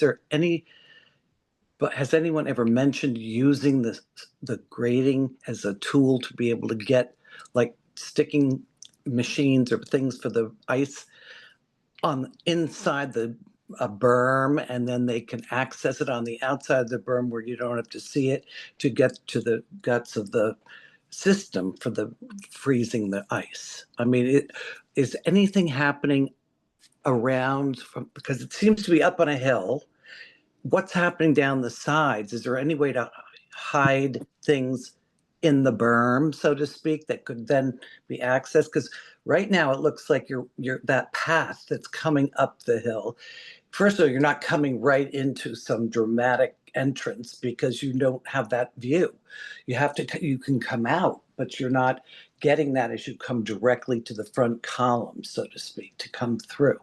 And it seems like it loses its presence in some ways. But also, we're on the Zamboni, and it's really the ice mechanics that are probably the most important. And do they have to be together? I mean, the Zamboni doesn't have to be there in the summer. I live near a skating rink growing up. I also know Charles Platt's architecture. I'm familiar with designing certain things in the ground. And I think that I just wonder whether there's anything that could be thought through that might utilize that site better and keep the what's necessary for landmarks. All right, we are running a bit. Catherine, state your name and address, please. I'm Catherine Marshall. I'm a resident and designer. All right, before we Thank go you. to public comments, we are running a bit behind. I want to make sure that any members on the design review committee who haven't commented or asked a question yet get an opportunity. Would anyone else on the design review committee like to speak? All right, seeing. David, I didn't get an answer to my questions from the design, from what they proposed, whether that is what are the pros and cons if they move that structure, or if they have one structure. I'm trying to understand what will be the restriction, because if we're talking about, there was one of the slides showing that they would have to move the Zamboni a little bit further, cut it a little bit small. What about if we get rid of it from where it is and move it to the right side? So I would like to know if there's an answer to that. If we're gonna get rid of it, we're gonna build a new one, but maybe we can put it somewhere else. Can someone from the design team answer that question? I mean, I love the idea of moving it to the right side like you're proposing, and then making the outdoor area with fireplace where Zamboni is now. It is a double height space. There's a basement, which is where the equipment is, and then the Zamboni is at grade. And I think it would also work on that other side. I think we should study it. I think it's a nice idea. Mm-hmm. It sounds though like there might be a cost consideration that goes there if that's where the mechanicals are located, or if the ice has been completely replaced anyway, does that not matter? Right. That's the question, is where do utilities come in? How much of a big deal is this to move it? We are replacing all the mechanical equipment and, obviously all new ice. So yeah, we'll study it. It's a nice idea. Can we? Sorry, Oh, go sorry. ahead. Somebody has a question? It is important to note that the Zamboni does need a structure for it to be completely enclosed and sheltered from the elements. So we can't just put a Zamboni out on a pad during the winter months. So there will need to be some sort of a structure to enclose the Zamboni, whether it's on the right or the left side. I think that's worth exploring, but we can't just have an open air area for the Zamboni during the season. All right, now before we go to public comment, I saw that Kyle Williams had his hand up a while ago. I want to give you a chance to speak. Sure. Thanks, David. I'm Kyle Williams, the director of athletics at the high school. And I grew up in Brookline and went to birthday parties and Baker family fun nights and all sorts of things at the skating rink. My contribution here is that I believe I have a charge to support active recreation in the town of Brookline, improve access and inclusion for our public school students, comply with Title IX, and provide a safe environment for our student athletes. So the access and inclusion piece, I'll be pretty quick with this. We've gone from 15 female skaters in our hockey program in 2014 or 13-14 to up to 53 now. So we've done a nice job including more students. The Title IX piece of that is that we have to make sure we have the same structures in place for boys hockey and girls hockey. There's not a robust girls ice hockey program in high schools around us. And so many of them come to Larz Anderson to play their games because our town sets aside ice for all genders, all levels of hockey. And we think that's a wonderful, important piece of this project. And so thank you all for taking on this work. The last piece was the student safety. As I believe that relates to private changing areas. Right now, it's really a challenge for all of our student athletes, but especially our female ones, having open changing areas, and certainly our visiting teams come in and we give them warning in advance, and they're still shocked by that. Boards and glass and USA Hockey compliant would be wonderful to have up there and essential for having games, which again brings me back to the Title IX compliance for our boys and girls programs. And then safe lighting, dark sky compliant is important. And the newer lighting systems I'm looking out at Cypress Field right now are certainly big improvements on what they were before. So that was my piece to share. I appreciate all of you putting in the time and effort to do this work. I appreciate Brookline Youth Hockey for being a nonprofit dedicated to the citizens and residents of Brookline. And so I appreciate them for their work as well. All right, thank you. And with that, we'll now segue into public comments. First up is Lori Merrick. Hi, thank you so much, everyone. I was kind of just one of my comments that I wanted to make follows up. Lori, can I interrupt just for a sec? Yep. Please give your full address. Give your name, thank you, and your full address. So I can Sure. put that in. My name is Lori Merrick Kagan. I live at 161 Naples Road. I've been a resident in Brookline for 20 years now. I have multiple kids that play hockey, which is why I'm interested in this particular talk right now. But I'm following up on Kyle's comment that these changing rooms are exclusively for BYH is completely misleading. As Kyle pointed out, the BHS girls play there regularly. Not only do the BHS girls play there, but I know that we rent this space out to Dexter. We also have public hockey. So there is definitely room and a need for an inclusive approach to managing these shared spaces for all teams involved. So my question, though, has to do with what is the timeline for all of this? Because I'm concerned about losing any seasons with this construction and renovations that are being done. So can someone comment on how long this is planning to take? Ellie, maybe you have an answer to that? Yeah, so Jeff, maybe you can share your screen and show the schedule. So as you all know, we are in the concept phase right now. And there's quite a bit of process that we have to go through right now to get to an approved design. And as of right now, if we get through all of this in additional 2 other design review meetings, then that would still be easily sometime mid of September, we'll be able to go through different boards and commissions to get approvals to move to the next phase. So just the design process, after the approval of the concept, will still take, as you can see here, easily additional 12 months. And that's the best case scenario. We also have to go through different permitting processes, up, down, through mass historic review approvals, zoning board and planning board review approvals. So there is a bunch of permitting process we have to go through. So it will be under design and documentation and permitting phase for easily next 12 to 15 months. Mhm.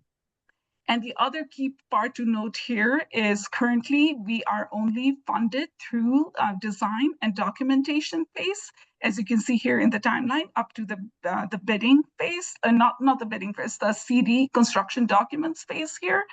The whole like the CPA grant. We do not currently have the funding in place for construction implementation. So that would be, we're hoping that in this concept phase, in the next 4 to 5 months, we will get an idea of what the design is, what the cost is. Then we can start looking for funding for grant applications and so forth. And typically, what would be the construction timeline for a project of this size and complexity? Would there be a season lost? Would it be 2 seasons lost? 3? What are we looking at? I would say at the minimum 1 season, but Marianne, are you able to address that? It's possible, given the right builder, that we could get it done in 9 months. So that would mean you wouldn't lose a season. We'll just have to talk to our estimators and builders about that. All right, thank you. Next up is Antonia.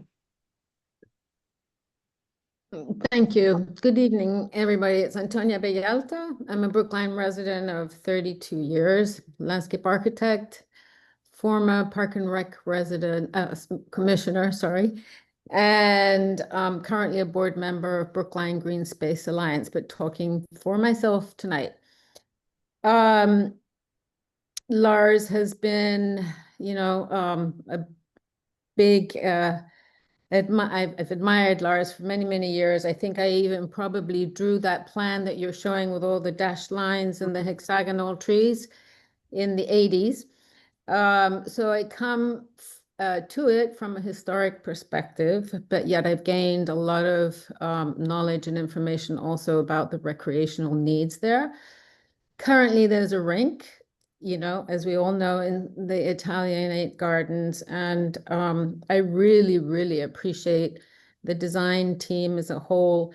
As Mark Zerillo well put it, I think, really looking at how we're marrying this ice rink with the park and keeping the integrity of both things and providing a spectacular experience of ice skating in an area where we can celebrate the history of the site. Currently, it doesn't do that. I don't want to get into all the details about should there be, the hockey team practicing there or all the nuances inside the warming hut, but I do look at it more from an aesthetic point of view. As a landscape architect, if both are going to be there, it should be done. I think the presentation was fantastic. Things that Charles Burbam put in front of us all tonight are things to really be considered. It's not one or the other, but it's all of the above. And how we get that solved is part of the big question for the team. And I think the conversation about the Zamboni hut is brilliant. It's always been, one of the first things that you look at as a designer is to look at the whole welcoming process to coming into the front entrance of where the experience that you're going to have. And I think besides the evergreen trees and the warming hut and squeezing through this little narrow way to get into an ice rink where you don't have much visibility or anything is terrible. It's very sad. So if we're going to try and create an experience for everybody, I think the team that is put forth tonight has done a fantastic job in assessing, at least some of the problems and goals. So I'm thrilled to see you all here, and I look forward to seeing more. And the one thing about the Zamboni, and some people might not like this, but the DPW does have currently in another historic area of the site, some sheds that maybe the Zamboni can temporarily be, placed there.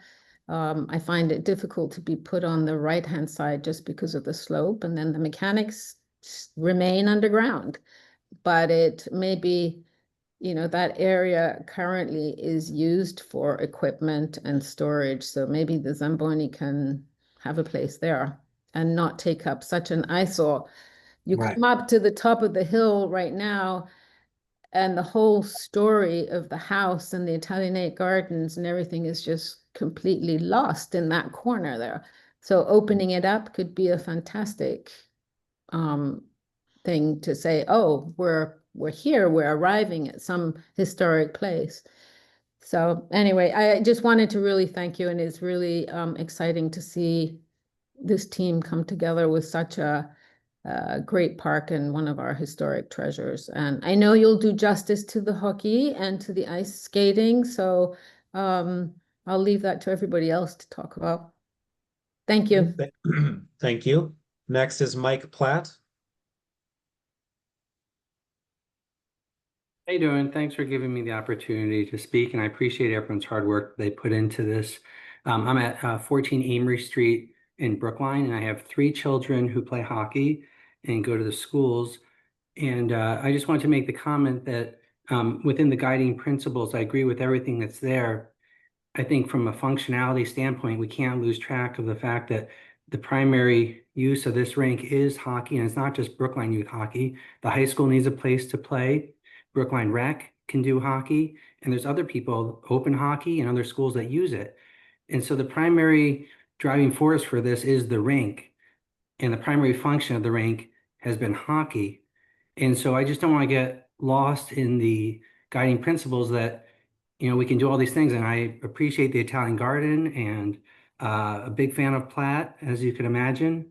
I think that we can't lose sight of the function. If this rink doesn't have the right size, if it doesn't have boards, the lights are beautiful, but if you have pucks flying through those lights, I don't think we could play hockey with those lights and lights hanging over it, or even any type of roof structure that's low. That's going to just eliminate all hockey. And having locker rooms is essential. We can't have a hockey game without that. So it's not just Brookline Rec, even though Brookline Rec is a wonderful, Brookline Youth Hockey is a wonderful organization that does so much for our community. It's not just about them. We have a lot of hockey players in Brookline, and this is our only place that Brookline has to play. Thanks for letting me comment. Thank you. Benedicta? Thank you, David. Benedicta Hallowell, town meeting member of this precinct around the rink, Board of Larz Anderson Park. I skate in male hockey skates, just to give you an idea. So I took my sons and they all played on teams up there. I'm going to try to be quick, but I have a lot of points. First of all, with respect to hockey, the ice up there was not built for hockey. It was built for the recreation, and recreation still earns much more money for the facility than hockey does. So let's just bear in mind there were something like 7,800 citizens who signed for the recreation portion of this rink. This rink was for recreation and not for hockey. So let's just get that, be on the same page there. Historically, if you were to change anything with that ice, you would have to go through, get permissions. So, Josh, I feel sorry for you listening to them all talk about moving the Zamboni all over the place. That's the most important thing for the ice up there is the Zamboni. So you can't park it in another state. You can't put it anywhere else. It's got to be right nearby. And it's the only thing that brings in the money, and nobody's going to come if the ice isn't good. So respect the poor Zamboni. I was on leaf blower committee and helped preserve the use of leaf blowers in Brookline. It took 22 meetings to be able to continue to using that tool. We have to remember, we need our tools. Regarding the lighting, I was a little concerned about all that because that just, Marianne, with respect, it just gave me just horrible feelings of frat parties and Home Depot lighting and all that. And I think that would be a visually difficult thing to see, that lighting over there. I can understand some lighting, but lighting across the rink might not be so good. There are a bunch of us in town that are working on various lighting issues. Dexter Southfield has, right nearby, the other hill has some extraordinary large lights that are lighting up the neighborhood, and all the animals are gone. And I believe it's the same company that was quoted here. I forgot the name, Munsky or something. So concerned about that and the shade that you talked about, just visually how that would look. And as everybody said, we need to follow the dark skies. The long walk, I also, having done that walk many times, that's a nasty walk no matter what you do, coming up with bags and cold. A longer walk would be harder, even for those physically able. But I understand you have to do what you do, but I was hoping you would sneak around a different way and come up the driveway in a different way. Side ice. I haven't heard anybody discuss the side ice. I heard penalty boxes, which was never on the plan. Again, this is a recreational rink, primarily recreational rink that hockey uses as well. And so the ice rink, the practice rink on the side, probably needs a better quarantine sort of zone. It needs borders, but I did not hear anybody discuss that, and that is part of the plan, I thought. And sledding, the path to sledding, or an option for sledders to come and get some hot chocolate, would probably benefit everybody. So I thought that was a good idea. And I also agree, I would love to have heard a little bit more about the rink and the guts and the piping, because I've heard so much about the piping over years and those pipes and the things that were wrong with those pipes. And I've always said that that is going to be the most expensive and most difficult part of this project is getting that all right. Thank you for your time. Thank you. Millie? I just wanted to say that we got a message that Mary wants to speak again, and Joel Smith is not able to use the raise hand feature and would like to make a comment. And can I add to, remember the 2-minute limit? And Benedict, can I have your address, please? 96 Sears Road, down below Larz. Thank you. All right, Mary, go ahead. Thank you all so much. I just wanted to speak to something that Benedicta mentioned about the kiddie rink. It's people learning to skate. And I think that if that were designed a little more carefully, it could become an attractive asset, as it has been for people who went on to win an Olympic medal in 1954. She had polio and learned how to skate at that kiddie rink, and lots of people learned to skate there. And it's a family thing, it's a skaters thing. I know that hockey is really important on a lot of levels to people, and it's important that we look at what is really needed. But the kiddie rink, I think, is an essential element to the charm and the level of skating that we'd like to encourage. Thank you. Joel Smith? Joel Smith, 15 Meadowbrook Road. I'm about 800 feet from Larz Anderson. Practiced as a landscape architect at Sasaki for 15 years and worked at the Olmsted Center for Landscape Preservation.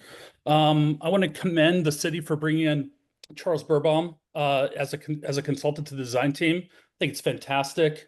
I'm sure the city will kind of address a lot of the preservation issues with Larz, with him on the team. The framework makes sense to me.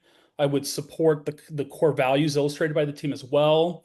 I would also second the comments as it relates to the ice rink dimension, since that is historic. So I think that is a dimension that we would need to preserve in the end. And then I would also support some of the commentary as it relates to the ice rink being used for recreational uses rather than hockey uses. I think it's also worth noting that that Oshishan was also commissioned in 1907. I want to make sure that we confirm that those cultural landscape elements are not within the project scope, and if they are, that they are considered. I would also support the right sizing of the Zamboni shed or the removal, but most likely that location is there due to some of the existing utility hookups. And so when you get into the right sizing that and the costing of that, obviously that will need to be weighed into it. Would also support the entry of the warming hut on the axis, since that's kind of how it was with the historic mall. But however, I would also support the entry at the southeast corner of the design, since the asymmetry would be outside the extents of the historical garden and would probably be better served from a better visibility from the majority of the parking as people make their way up. Would support creative solutions for maintaining dimensions of the warm hut, particularly as we get into costing with costs and higher inflation. And then I would also support summer activities like a roller rink. I think it would be the same kind of operations as the ice rink. So I think from an operational perspective, it would make sense. And, you know, there are examples of that in Boston. Matimco did it in the Volpe Center, highly successful, tons of activity there, really kind of drawn people to that space. So I think that would be something really to kind of highlight and inspiration to kind of build upon. Thank you. Thank you. So we've had multiple public commenters raise uses of the rink as an issue. Maybe Aaron Friedman would be in a good position to answer this. Can you talk about what the Larz Anderson rink is currently used for, the percentage breakdown, revenue by category? Yeah, thank you. So I don't currently have numbers in front of me that's revenue by category. Josh, if you are able to dig that up while I'm talking, we might be able to do that. But I do want to point out that open skate and rentals, rink rentals in the form of either hockey rentals specifically are significant when comparing to just open skate. There are obviously a lot of other usage for the rink that are just other than open skate and rink rentals. There's private rentals for recreation. There are other programs out there that, you know, a new sheet of ice, we would be able to explore additional programming out there. We have other internal recreation programs who currently use the ice, and as well as the elementary schools, the K-8s all currently have some usage of that ice as well. Anything else specifically, David, other than the financial breakdowns I don't have right now? No, that's fine. Just curious because there have been various statements made about what the rink is used for, and I think it's important to clarify that. Yep. So so the rink is used for a lot of variety of things. Ultimately, a new dimensions could provide, or a new layout could provide with a new programming opportunities. So depending on whatever is settled, I think that the recreation department could be able to, you know, better utilize any future facility. So I think that, you know, saying what we currently do on the ice doesn't necessarily reflect what we could do in the future, depending on how the design is finalized. All right, thank you. Debbie Hatz? Thank you, David. I'm unclear. So there's been talk about making the rink bigger. From a preservation standpoint, can the rink be made bigger? Does it violate any preservation? Does it need to be, permission need to be with that? Does it violate any historic part? I'm unclear on that. I can jump in. So in order to make it bigger, we have to go through proper channels from a preservation perspective because the rink itself is historic. So it's not that it can't be done, it's that it has to be done properly. Okay, thank you. What does properly entail with respect to when we would get the green light from the state? Greer would probably have more experience exactly, but what I can tell you in general, I mean, probably it again, it means design review with preservation. Because it's a whatever we present, if we present it with 2.5 feet, we're gonna, you know, that's bigger, they can veto it and we have to start over. So we want to make sure that we, as we go forward, we, you know, are in communication, and whenever possible, preservation asks you to stay within, I mean, the footprint, which is what was talked about in the past. I'm not sure when hockey size got put into the thing because that the language, but and I'm not saying that it can't happen. I'm just saying that it needs to be going through the proper channels to get the okay. ahead of time, and there's no way of knowing that 100%. So David, I would just like to say though that this was presented by the design team with the rink that would was 2.5 feet longer, and it was my understanding with Charles's input that they thought it was, of course, the whole renovation will have to go to Mass Historic, but it was my understanding that they presented a plan that they thought had a good chance of being approved, following the proper channels. Yeah, he just didn't. Maybe, so can we ask Charles or Mary Ann to comment on what their opinion as the designers was? I think we are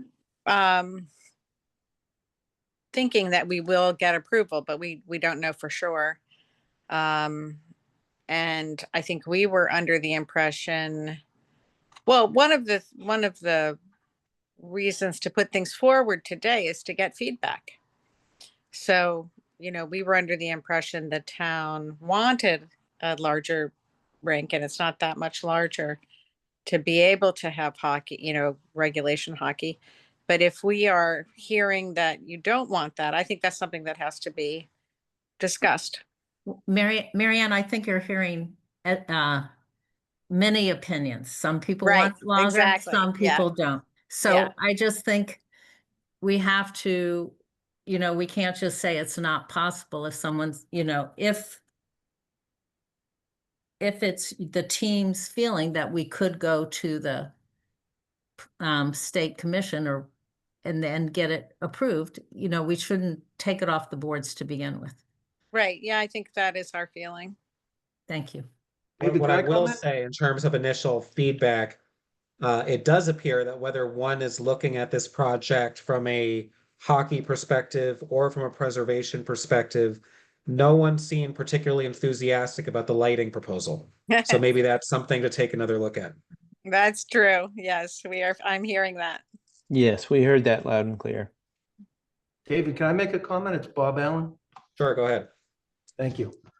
Just real quick, my name's Bobby Allen. I live at 55 Hallwood Road. I grew up in the town. I was on Park and Rec for 9 years. I was a select board member for 9 years, and I was past president of Brookline Youth Hockey. But I also believe that Larz Anderson should be utilized for a lot more than just hockey. I think it'd be great if it could be a year round. I served on this design advisory team, I believe with Mary Dewart back in 1998. If just going back, that rink was there since like 1955-ish, right? And for the first 35 years, the warming hut was actually along the length of the board between the rink and the parking area there. And I would love to see, and at that particular time in 1998, the Park and Rec in its wisdom opted to move it to where it's located today. The warming hut's where it's located today. And the goal back then was, hey, this is going to be a great place, outdoor movies, all kinds of stuff. Nothing that ever came to fruition. I would just love to see some creativity to think that, hey, should we think about moving that warming hut back to where it was historically located along the Zamboni, connect the Zamboni along that side there? Because what it does, it gives people the whole length of while they're looking out on the ice. You could have glass there or plastic there, whatever, and they could look at the long length of the ice. And what used to be at the very end there was a little circular area where people ate and people put their skates on, and it was wonderful. And you had a panoramic view of the entire Larz Anderson rink. I will tell you, back in 1998, when we were on the design review, we never really talked about, hey, we might not be able to move this rink, or we might not be able to move the warming hut. There were no issues and I'm not saying, things haven't changed, but we weren't limited by, hey, we can't do this. What we did is what's best for the town. And at that particular point, Park and Rec thought it was best to talk about moving it. I'm wondering now if we should look at moving it back. And if that's in the best interest of the town, does it give more opportunity? Does it give it space for both locker rooms? We shouldn't have this conflict between hockey and other uses. We should try to accommodate everything. I feel like that's the goal. And then when we get to sort of the financial piece of it, is there private-public partnerships that we could talk to about it, because I think they are available. So it's something, I'd hate to limit it to say, hey, let's renovate what we have here. Let's spend a ton of money on a Zamboni room that's really only going to be a Zamboni room. Anybody who thinks it's going to be used for something more hasn't really spent a lot of time inside a Zamboni room that's got a lot of stuff going on in there. So I would like this group to really think about what's in the best interest of the town. How do we get all these competing interests to work in unison, and what could be a really good opportunity for the town? Because, you know, I can't believe that it was 1998. I became the old guy all of a sudden, but you know, time changes fast, and we don't want to miss an opportunity. So thank you for the opportunity to speak. All right, thank you. Now we are running a bit behind, so I do think we should go to our next agenda item, which is discussion and vote to support projects guiding principles. And Clara, I think you had a proposed modification. Yes, I mean, I think they're all important, but I think giving the town a skating rink that really protects the historic values, the historic quality of the park is really important. But we're here because we have to build a new skating rink. It's on life support now. You know, we have those machines out there. We've got one more year, and the rink, the piping can go any second, and then we won't have a rink until we get agreed upon design. So I would like to see just it renumbered, that we have to really protect and appreciate and follow all the rules and guidelines and integrate the rink into the park, but we really are here to get a new rink. So I just like to renumber it. Right, could we pull that slide back up?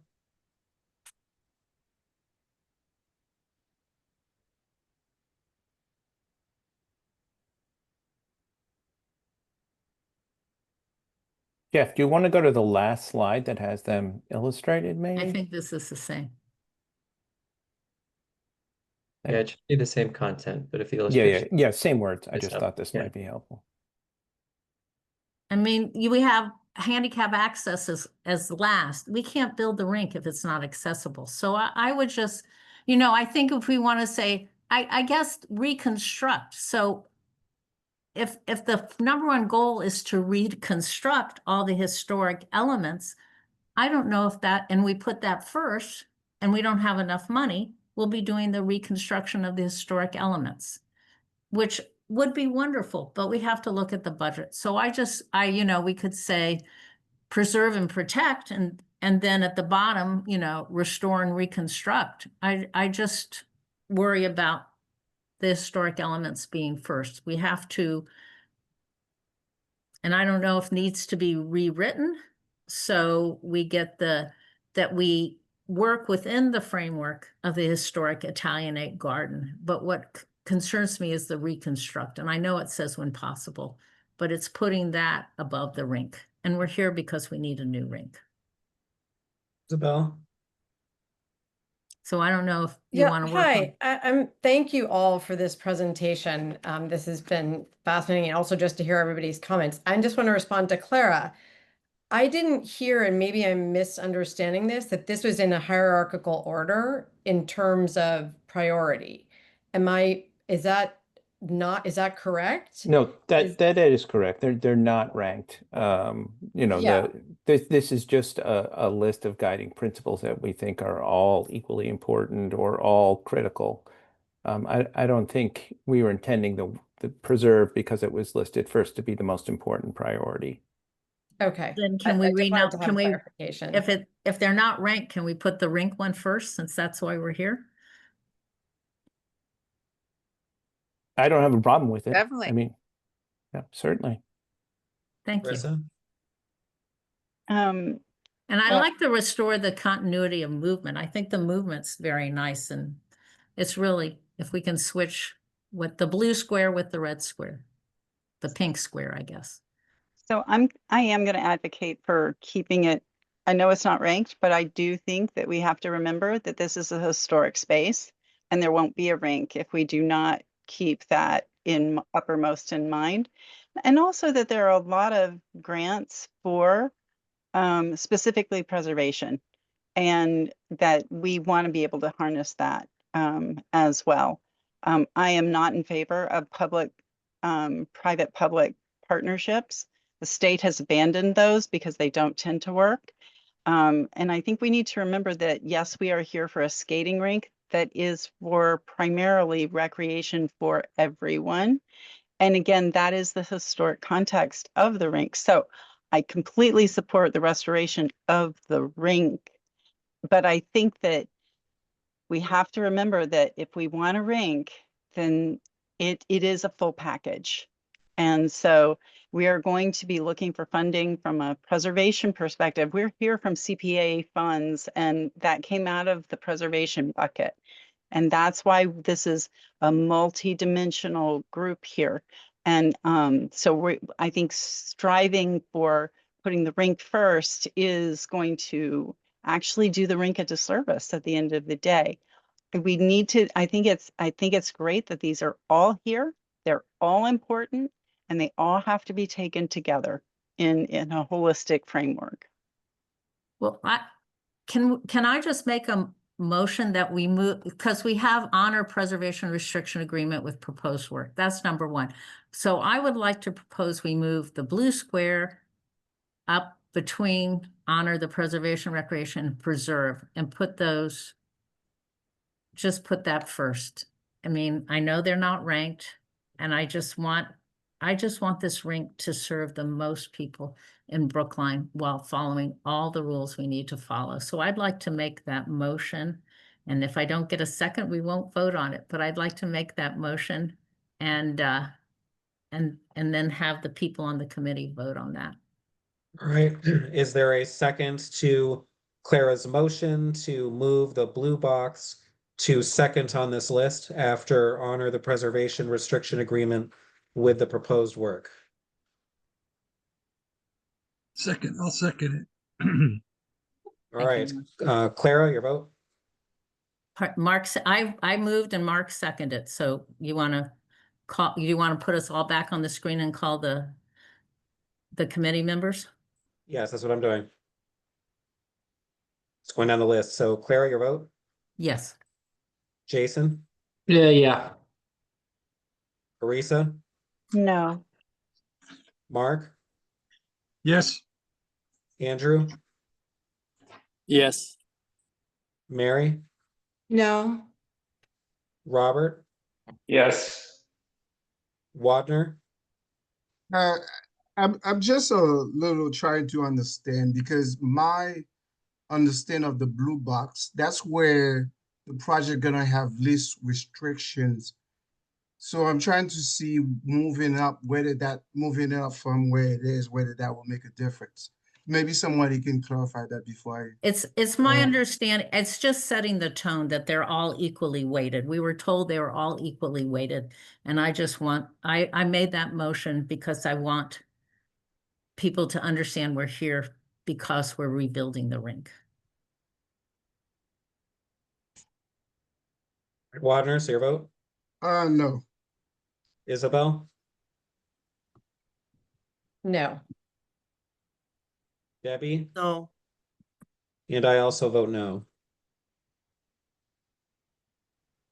Millie, did you keep track of that vote count? Yeah, so that was 5 yes and 6 no.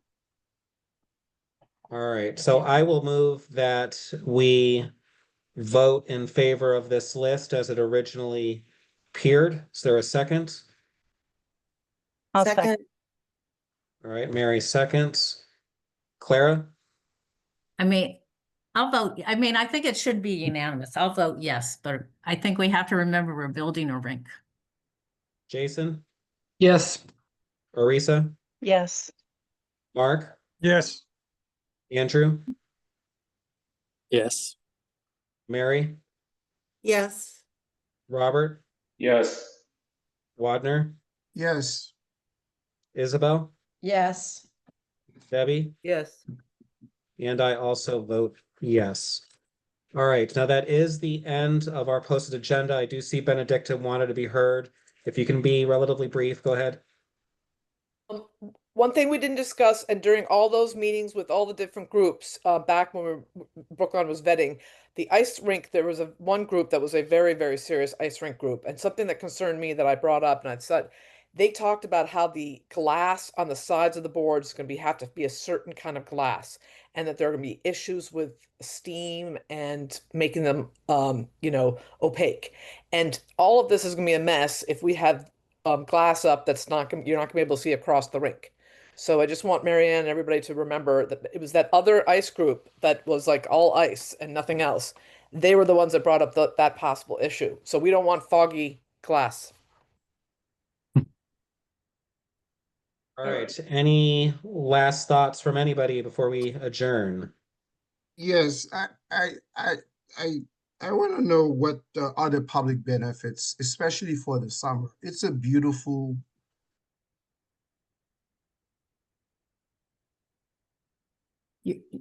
You're muted. I want a little bit, maybe next time we can discuss about other public benefits, especially the use over the summertime, because it's a beautiful space any time of the year. And if we're gonna restore the garden, so maybe, in the summertime, I think there's a notation on the document that wedding, other activities, maybe we might need to look at way to build infrastructure so that we can, in the summertime, they can actually use it, put some tent over in the summertime to be used for other activities. And it will be a revenue to the town too as well. So maybe we need to look at other public benefits in off-season. That's absolutely part of our plan and our thinking, Wagner, very much so.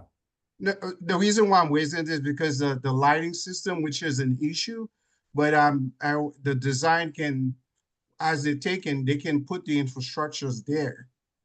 In the off season, they can bring that if they, because if you're doing those kind of activities as a temporary basis, you can use the infrastructure to put some kind of shade overhead, and then after that can be full, put it back away, things like that. That was the idea behind that, but we'll continue to investigate that and bring that back as an option to the group with a little more detail. Okay. Catherine?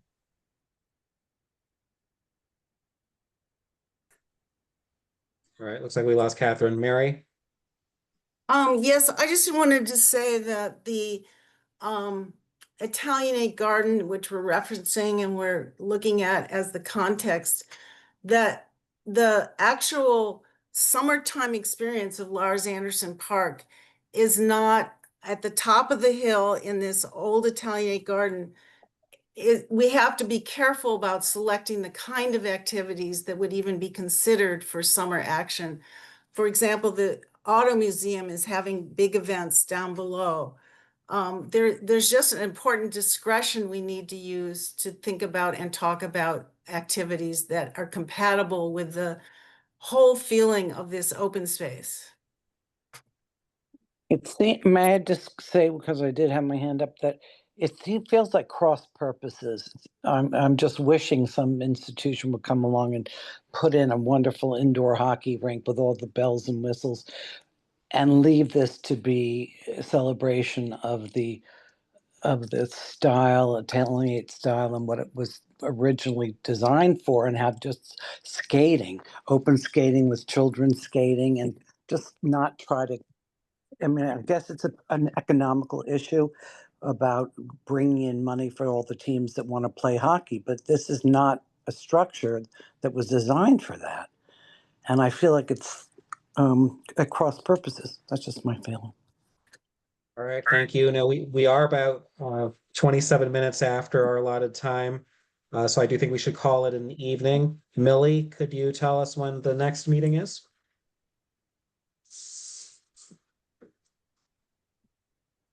Sorry, I was trying to unmute myself. So the next public meeting will be July 30th on 6 p.m.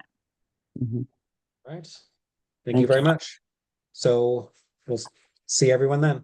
Good night. Thanks, Thank you. everybody. Everybody. Okay. Thank you all.